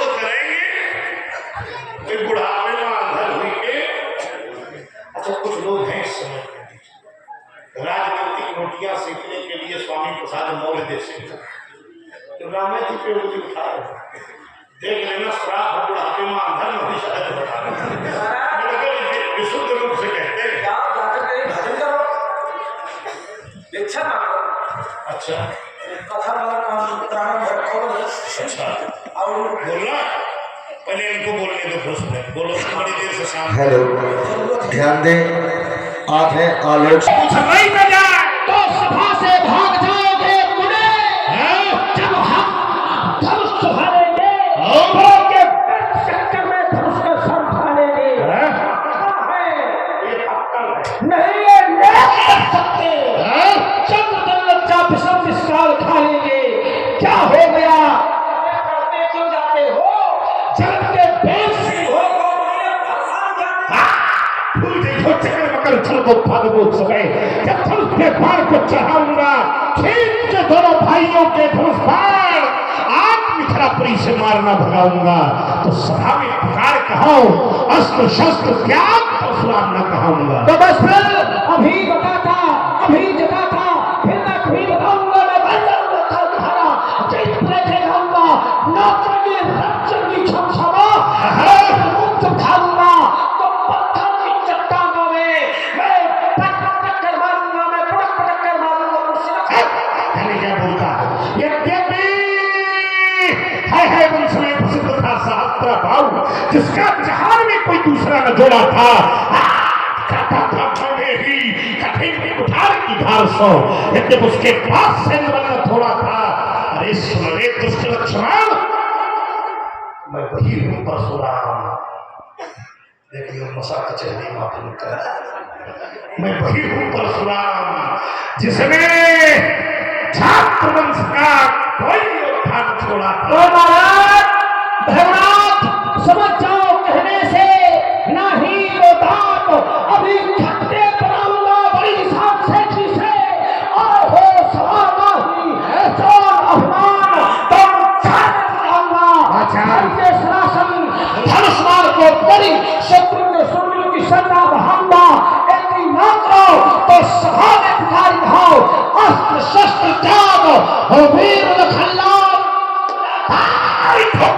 लक्ष्मण सोता सिंह जगाता है, कीर्तिवंशी बउओं को पुकार कठोर बनाता है। सुन लीजिए बउआ लखनलाल, बेटे रजनीश, कई भाव नहीं सुनते, कोसों दर्शन की ओर जाओ। सुन लीजिए बउआ लखनलाल, अंतिम फेरे आते हैं, जैसे बरनहार चीटी के पंख स्वयं जाते हैं। अंतिम दिन नहीं आ सकते, इसलिए जिस पर कृपा ब्राह्मणों की हो, गुरुओं की हो, बच गया ब्रह्मा तो उसके अंतिम दिन नहीं आ सकते हैं। महाराज मन क्रोध को तोड़ ही मैं बचाऊंगा। आंखें कर मोह को डराए थे, जो तीन आंखों की पर मैं उठाऊंगा। सांस तीर से सारे मंडल ऐसी महात्मा मैं बचाऊंगा। ऐसी ना करो तो स्वभाव कहा, अस्त्र शस्त्र त्याग लखनलाल कर्मिक कुठार के कारण कर्तव्य में शिव शिव उच्चारण। नादान लखन रे जान ज्ञान, क्या तेरे बुद्धि नहीं ज्ञान? मुनियों से लड़ने की शिक्षा किसने तुझको बतलाई है? हे लक्ष्मण लड़के सावधान, कोई दोष न देना। हे लक्ष्मण लड़के सावधान, और मृत्यु तुम्हारी आई है। सेखी दिखाओ नहीं तो सारी शान सेखी मैं धूल में मिलाऊंगा। उछल कूद मोही ये जो फर्श दिखाए थे तो फर्श को शीन आज नदी में बहाऊंगा। मारते हो भीम, जो भीमता की बार बार तुम्हें पटककर मैं धूल में मिलाऊंगा। ऐसी ना करो तो सभा में पुकार कहो, अस्त्र शस्त्र त्याग लखनलाल। धनुष के पुरैया को सभा के मध्य लाऊंगा। आया जो भी समर्थन में काट कर उसकी धराधाम में गर्दन मिलाऊंगा। एक दिन करो सभा में पुकार कहूं कि अस्त्र शस्त्र त्याग और प्रणाम। माँ के भवन में छिपो जाए या फिर महेंद्रांचल भाग पुना जाओगे। तीन मुनि साथ जान अविलोम निहोर करी तो क्रोध करते ही धीरज जमाओगे। स्वामी श्री राम की शपथ सत्य कहता हूँ, मुनि मारे एक बार कहीं ठौर भी न पाओगे। जाते विदेश जान के चक्ष अब ही छोड़ लियो, नहीं तो मुनि जी इससे पाछे बच जाओगे। नींद पथ पर तुम चले सारे छोड़ दे। नींद पथ पर चले, शायद तुम्हें हम छोड़ देंगे तो अनीत पथ का लिया सहारा, तो नस नस तुम्हारी गड़बड़ है, गड़बड़ है। क्या गड़बड़ है? अच्छा ईमानदारी से बताओ आप लोग, नस तोड़ी जाती है कि काटी जाती है? एक विशेष नस तोड़ी भी जाए, नहीं, काटी जाती होगी, किसे किसे थोड़ी दवाई जाती होगी, जो हम तोड़ा नहीं जा सकता। महाराज तो फिर मेरे भी मन भाया है। क्या भाया है? आज प्रकट हो जाएगा किसकी मैया ने किसको कितना दूर। वो प्रकट क्या होगा? तो संजय बता रहा है उसमें क्यों भाई? या खुद बोलो मेरे को? अब ईमानदारी से बताओ, तो मैं गंगा की सौगंध को लगाती हूँ।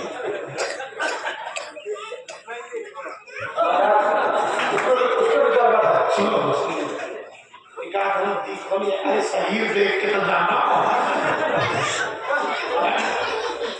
हमने तो चलो, अगर ये दूध की बात करता है तो फिर हमने भी हठ ठानी है, हमने भी हठ ठानी है। आज पता चल जाएगा किस दूध ही कितना। अब देखो महाराज, हमने तो पिया है मैया का, लेकिन ईमानदारी से ये है कि आपने सब निःशुल्क वाला दिया है, निःशुल्क वाला सब निःशुल्क वाला है आपका। हम निःशुल्क वाले के भरोसे नहीं रहते, ना ना खाए पिए घर के थोड़ा और पता करो, हमें निःशुल्क वाले की आवश्यकता नहीं है। जिन लोग जंगल में रहने वाले लोग हैं, खाए पिए घर के हैं, जिसके घर में काम ढेर गैया हो, इस गैया को देख कर एक राजा मोहित हो गया और मुझे मुझे मिल जाए तो संपत्ति हो, या उसके यहाँ कोई कमी हो सकती है? बेटा बहुत मेरा जीवन दर्शन कैसा है संभाले। मैं कर्मवीर हूँ, कर्मवीर कुछ भी हो, आनंद आया इसके लिए तुमको आशीर्वाद है। बढ़िया। मैं कर्मवीर हूँ, कर्मवीर हैं? मैं कौन सा? कर्मवीर हूँ, कर्म धरा पर क्या करते हो? आया कर्म विधान लिए, मैं आया कर्म विधान लिए। अब ज्वालामुखी ये सैर से निकली, अंगारों का पान किए हम सूलों से घिरे पंथ पर। क्या करते हो? सूलों से घिरे पंथ पर ये हंस हंस कर चलने वाले प्रज्वलित धरती ज्वाला में निज प्राणाहुत देने वाले हुंकारों से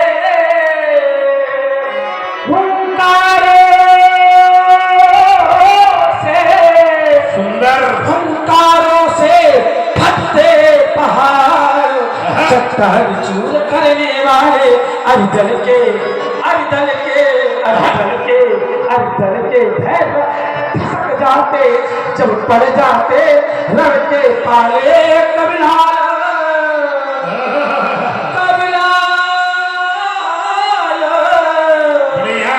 कबिलालो शुद्धा का प्रमाण क्या करते रहा धर्मान लिए मैं कर्मवीर हूँ, कर्म धरा पर आया कर्म विधान लिए।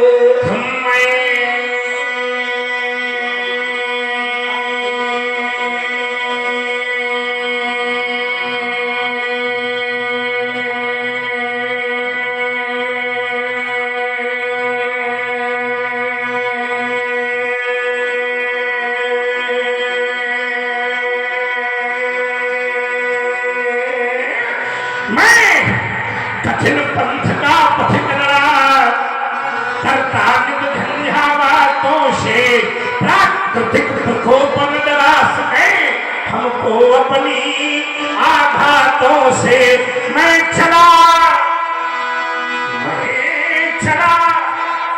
जहां जब जिस पथ पर नहीं देखा मैंने आदि अंत, वर्षा व ग्रीष्म ऋतु शरद शिशिर हेमंत और बीता बसंत सुख से न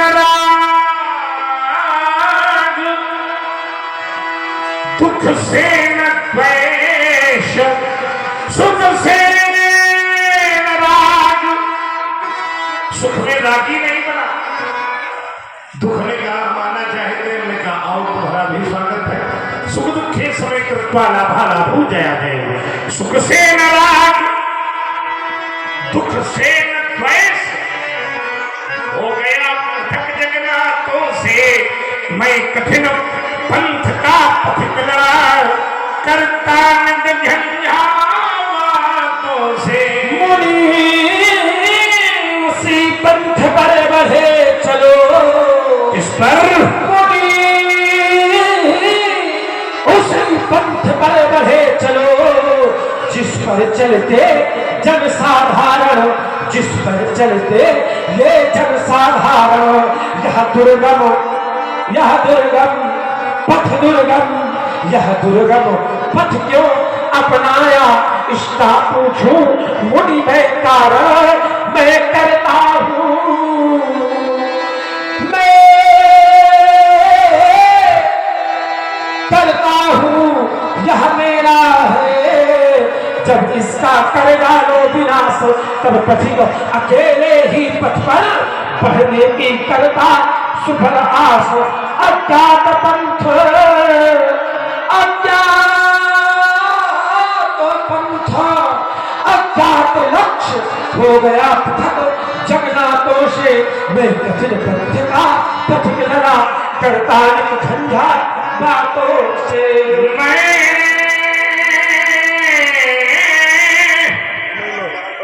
अविरल पथकारा ही हूँ, कह सकता हो सकता कभी निराश नहीं, क्योंकि जीवन मेरा दास बना, पर मैं जीवन का दास नहीं। अगणित बाधाएं आती हैं तो आगे में फिर तिमिर नाश की तिमिर घटाए छाती है तो छाने दे।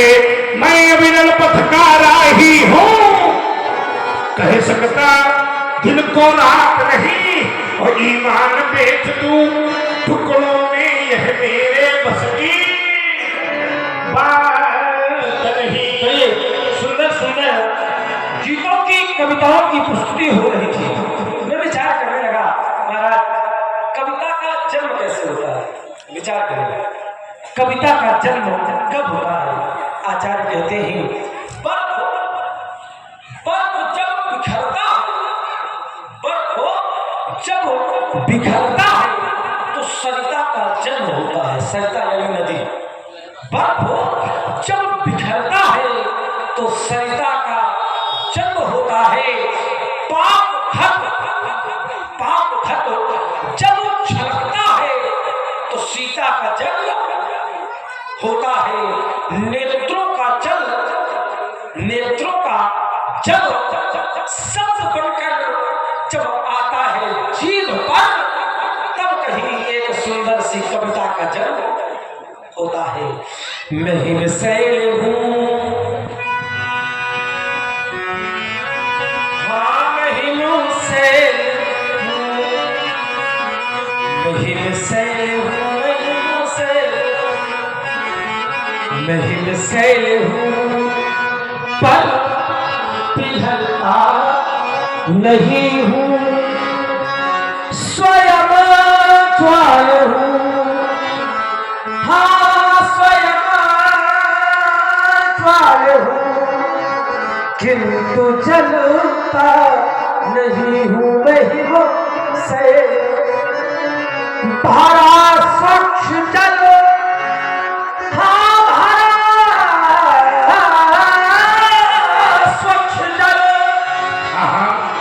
पर कुआं में नहीं हूँ। सुलगता तो हूँ मैं, सुलगता तो हूँ, पर धुआं में नहीं हूँ, धुआं में नहीं। कराने बढ़ा क्या करते हो? तो फिर मुर्दा नहीं हूँ। स्वयं किंतु जलता तू हिमशैल है तो तुझे पिघलना पड़ेगा। कभी ज्ञान गंगा इस धरा में बहेगी। स्वयं ज्वाल है बेटे छोटे कुमार, तू स्वयं ज्वाल है तो फिर तुझे जलना पड़ेगा। कभी ज्ञान ज्योति ये घट घट जलेगी। एक और नया भाव सुना रहा हूं। चलता बहुत किंतु जाता नहीं हूं। आप दो दूरगामी का साक्षरों में पंडिता। बनाता बहुत किंतु विधाता नहीं हूं। सुलगता है तो सुलगता सुलगता सुलगता सुलगता सुलगता सुलगता सुलगता सुलगता सुंदर लगता। तुम्हें सुंदर लगता। अब तेरा भाई राम ही चिंता रहे थकी। सुलगता है तो फिर तुझे धुआं बनना पड़ेगा। स्वयं ज्वाल है तो तुझे जलना पड़ेगा। चलिए महाराज, मैं हिमशैल हूं पर पिघलता नहीं हूं। स्वयं ज्वाल हूं किंतु जलता नहीं हूं। सदा दूसरों से सदा दूसरों से क्या हुआ है? कया मैं छला हूं। अरे भगवान, भला तो नहीं पर मैं ये नहीं कहूंगा कि मुझमें कोई कमी नहीं। क्यों? क्योंकि ऐसा कोई नहीं है जिसमें कोई कमी ना हो। इसमें भी कमी है। मैं ये नहीं कहता कि मुझमें कोई कमी नहीं है, किंतु सदा दूसरों से गया मैं छला हूं। भला तो नहीं पर इन बुरों से भला हूं। बुरों से भला, हाँ बुरों से भला। कुछ बुरों से कभी बात कह के क्या करते हो? कभी बात कह के ये सत्य भी है। कभी बात कह के मैं बदलता नहीं हूँ। स्वयं ज्वाल हूँ किंतु जलता नहीं हूँ। कोमल बहुत नया छंद है। कोमल बहुत पर मुलायम नहीं हूँ। रहता यही किंतु कायम नहीं हूँ। सुलगता सुमन है, सुमन है, सुमन है लखन। तो फिर एक न एक दिन खिलना पड़ेगा। स्वयं ज्वाल है तो तुझे जलना। मैं हिमशैल हूँ पर पिघलता नहीं हूँ। स्वयं ज्वाल हूँ किंतु जलता नहीं हूँ। नेगसन परिपूर्ण पूरित, हाँ परिपूर्ण पूरित पर स्वयं में कभी हूँ। नहीं स्वर्ग का देव मैं आदमी हूँ। मैं आदमी हूँ। बनाता बहुत मैं बनाता बहुत, हाँ बनाता बहुत पर विधाता नहीं हूँ। स्वयं ज्वाल हूँ किंतु जलता नहीं हूँ। मैं हिमशैल हिमशैल है तो तुझे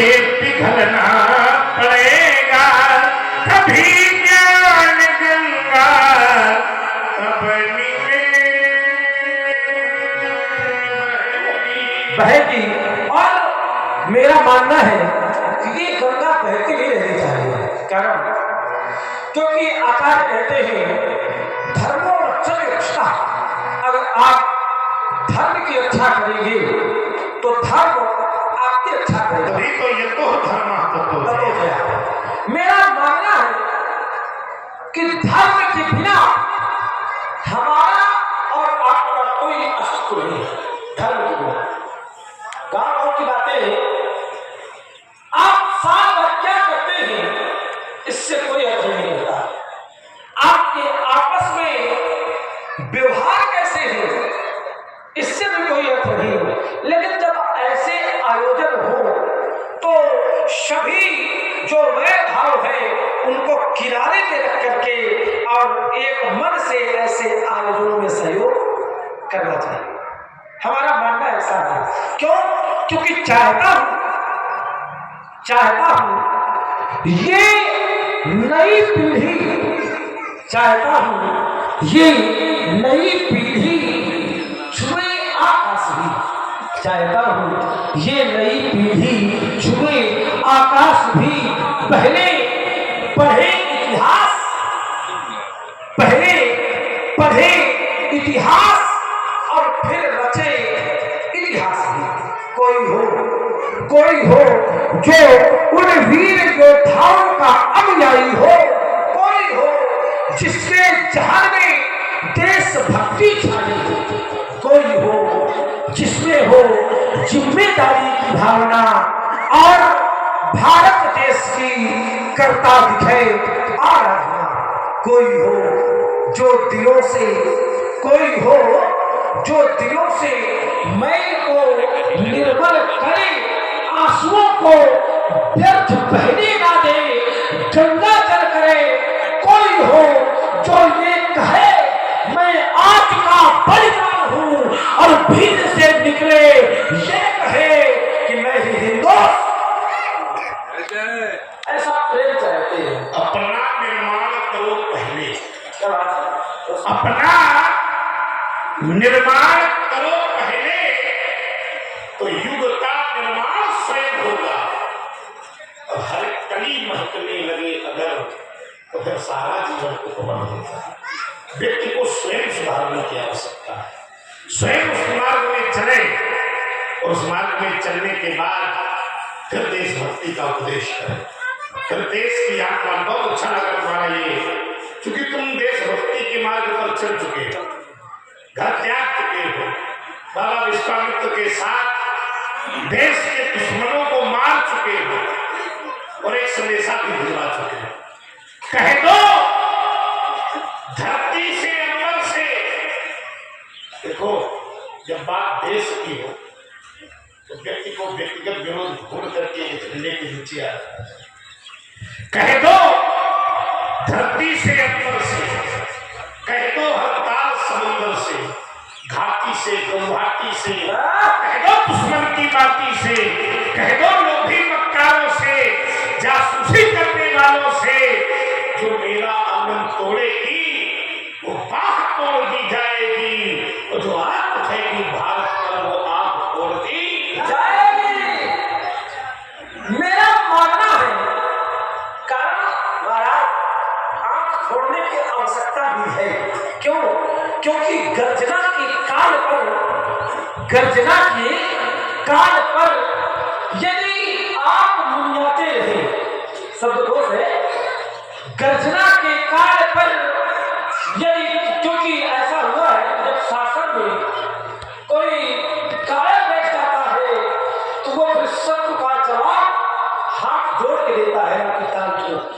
लेकिन हमारा मानना यह है कि गर्जना के काल पर यदि आप नियाते रहे तो वंश की रक्षा भवानी भी नहीं कर पाएगी। यदि जवानी ही यहाँ संग्राम से डरती रही तो राष्ट्र की रक्षा वो राजधानी भी नहीं कर पाएगी।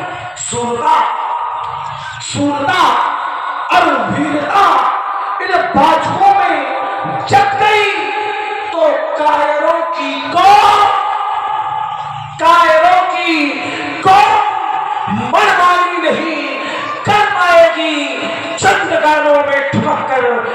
नाचती गाती जवानी कुछ भी करे मगर इस देश को धारण नहीं कर। देखो अगर एक स्वर में सब लोग बोले तो एक संदेशा हमारा भी है। अब किसी माँ की ममता कभी सही नहीं होगी। माँ की ममता अब कभी सही नहीं होगी। और विश्वास मानना अगर देश का नेतृत्व अच्छा है तो शहीद हुई अगर ममता तो फिर पड़ोसी देश में कभी ईद नहीं होगी। नहीं होगी। और होश में आ जाओ ए दुश्मनों, नहीं ऐसी जगह घुस के मारेंगे जहाँ तुम्हें उम्मीद नहीं होगी। कम से कम बोला तो बड़ा प्रेम से बोलने में तो पैसा खर्चा होगा। ऐसे नहीं चाहते आप लोग से कोई भीतर हुआ व्यक्ति इसको समझो तुम गुणार्थ है। मेरा मानना है हम तो चाहते थे कि आसान में क्या एक सूत्र आपको भी ऐसे ही लेकिन वो प्राण बचे ना। महाराज मेरा एक मानना है। देखो कितना अच्छा उत्तर दिया। क्या एक आदमी फूटी आंखें नहीं देखना चाहता, बिल्कुल सही है, लेकिन सही वाली आंखों से मापे को देखना चाहते हैं। जब आंखें फूट गई है तो क्या किया? अरे ना भाई, महाराज देखो देश की बातें करना विषय अलग है। बैठ जाओ ये परेशानी होगी बिल्कुल भी। देश की बातें करना विषय अलग है लेकिन देश के प्रति समर्पित हो जाना विषय सिर्फ बातें करने से काम बनने वाला नहीं है। मेरा मानना है बलिदानों की इस महागाथा में तो बलिदान का एक और पन्ना जोड़ो। बलिदानों की इस महागाथा में तुम बलिदान का एक और पन्ना जोड़ दो। अरे या तो समर्पित जन्म कर दो देश को, या तो समर्पित जन्म कर दो देश को, या फिर देश की बातें ही करना। आइए एक बड़ी महीन बात मैं आपको बता दूं ना, इस देश का एक एक बच्चा देश के लिए मरने को तैयार है। वो देश है एक सिपाही, एक माँ का बेटा घायल हो गया, बिल्कुल यथार्थ चिंतन लगा रहा होगा और वो मृत्यु के गाल पर जा रहा है, जमीन में गिरने वाला है तो धरती माँ से कहता है, ए धरती माँ, मैं नन्ही सी चिड़िया को घर में चहकता छोड़ा है तेरे लिए। मैं नन्ही सी चिड़िया को घर में चहकता छोड़ आया हूं, किसी के प्रेम को घर में तरसता छोड़ आया हूं। क्या बात है। ऐ धरती माँ, सुला दे मुझे अपनी बाहों पर। मानो धरती माँ ने पूछा क्यों ऐसा कह रहा है पुत्र? तो पुत्र कहता है माँ, क्योंकि मैं अपनी माँ की बाहों को तरसता घर में छोड़ आया। तभी तो हमारा कहना है व्यासी, हम भारत खेलते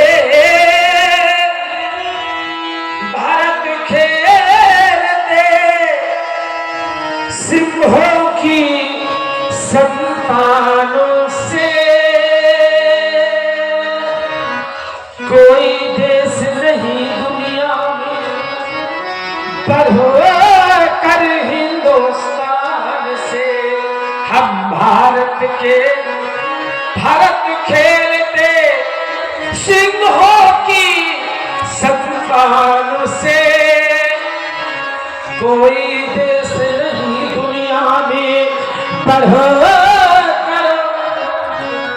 तो इस मिट्टी में पैदा होना, इस मिट्टी में पैदा होना बड़े गर्व की बात तो है। देश तो बहुत है, देश बहुत है, प्रदेश भी बहुत है, लेकिन भारत देश जैसा कोई देश नहीं। और मेरा मानना है कि अपने उत्तर प्रदेश जैसा कोई इस मिट्टी में पैदा होना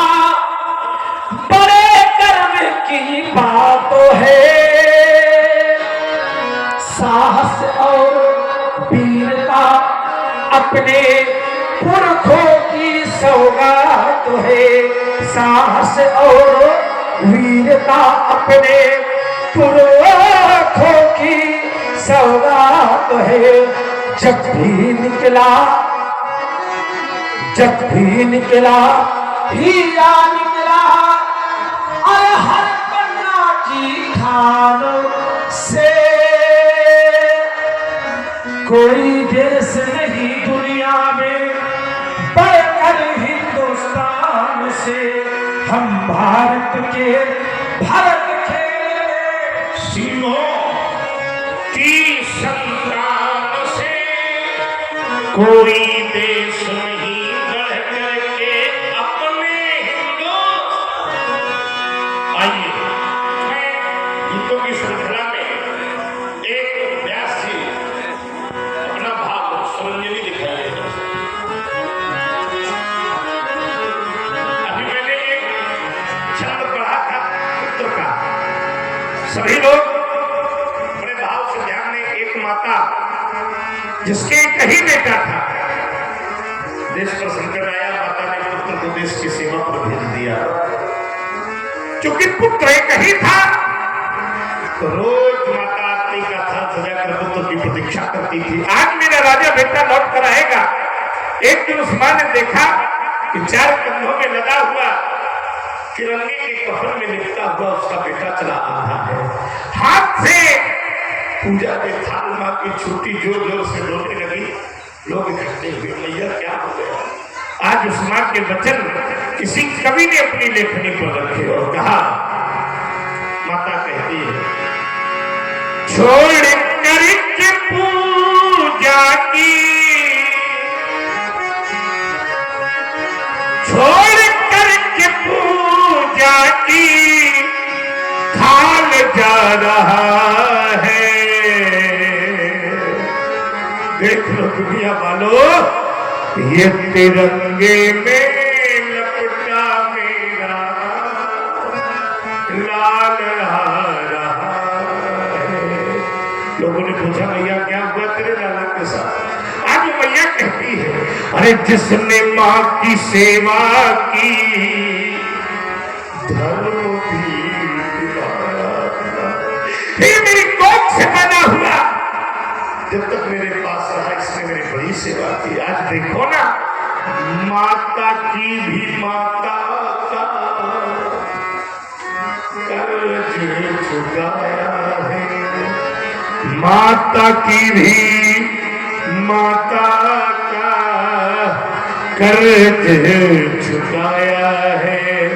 छोड़ करके सारे नाप जा रहा है, छोड़ करके सारे नाप जा रहा है।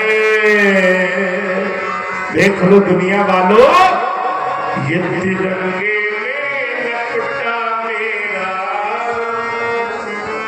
देश इसलिए भी कवि है क्योंकि यहाँ की माताएं अपनी मातृभूमि की रक्षा के लिए अपने पुत्रों को सहर्ष न्यौछावर कर देती है। जैसे महाराज, मैं श्री का दर्शन करना चाहता हूँ।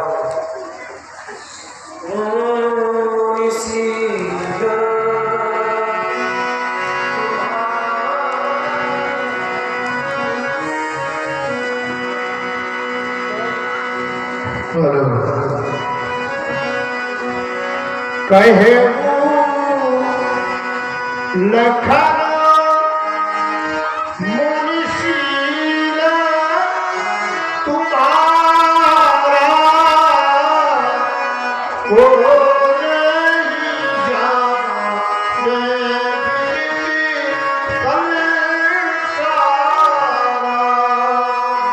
मुनिशील तुम्हारा कौन नहीं जानता? विदित संसारा, सारे संसार में विदित है। क्या विदित है? मात ही पिता ही उन्हीं भाई के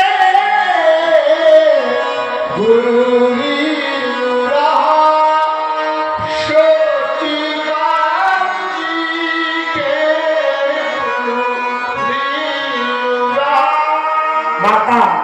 और पिता के ऋण से आप भले भांत उन्नत हो गए। गुरु का ऋण शेष बचा है, सो जन्म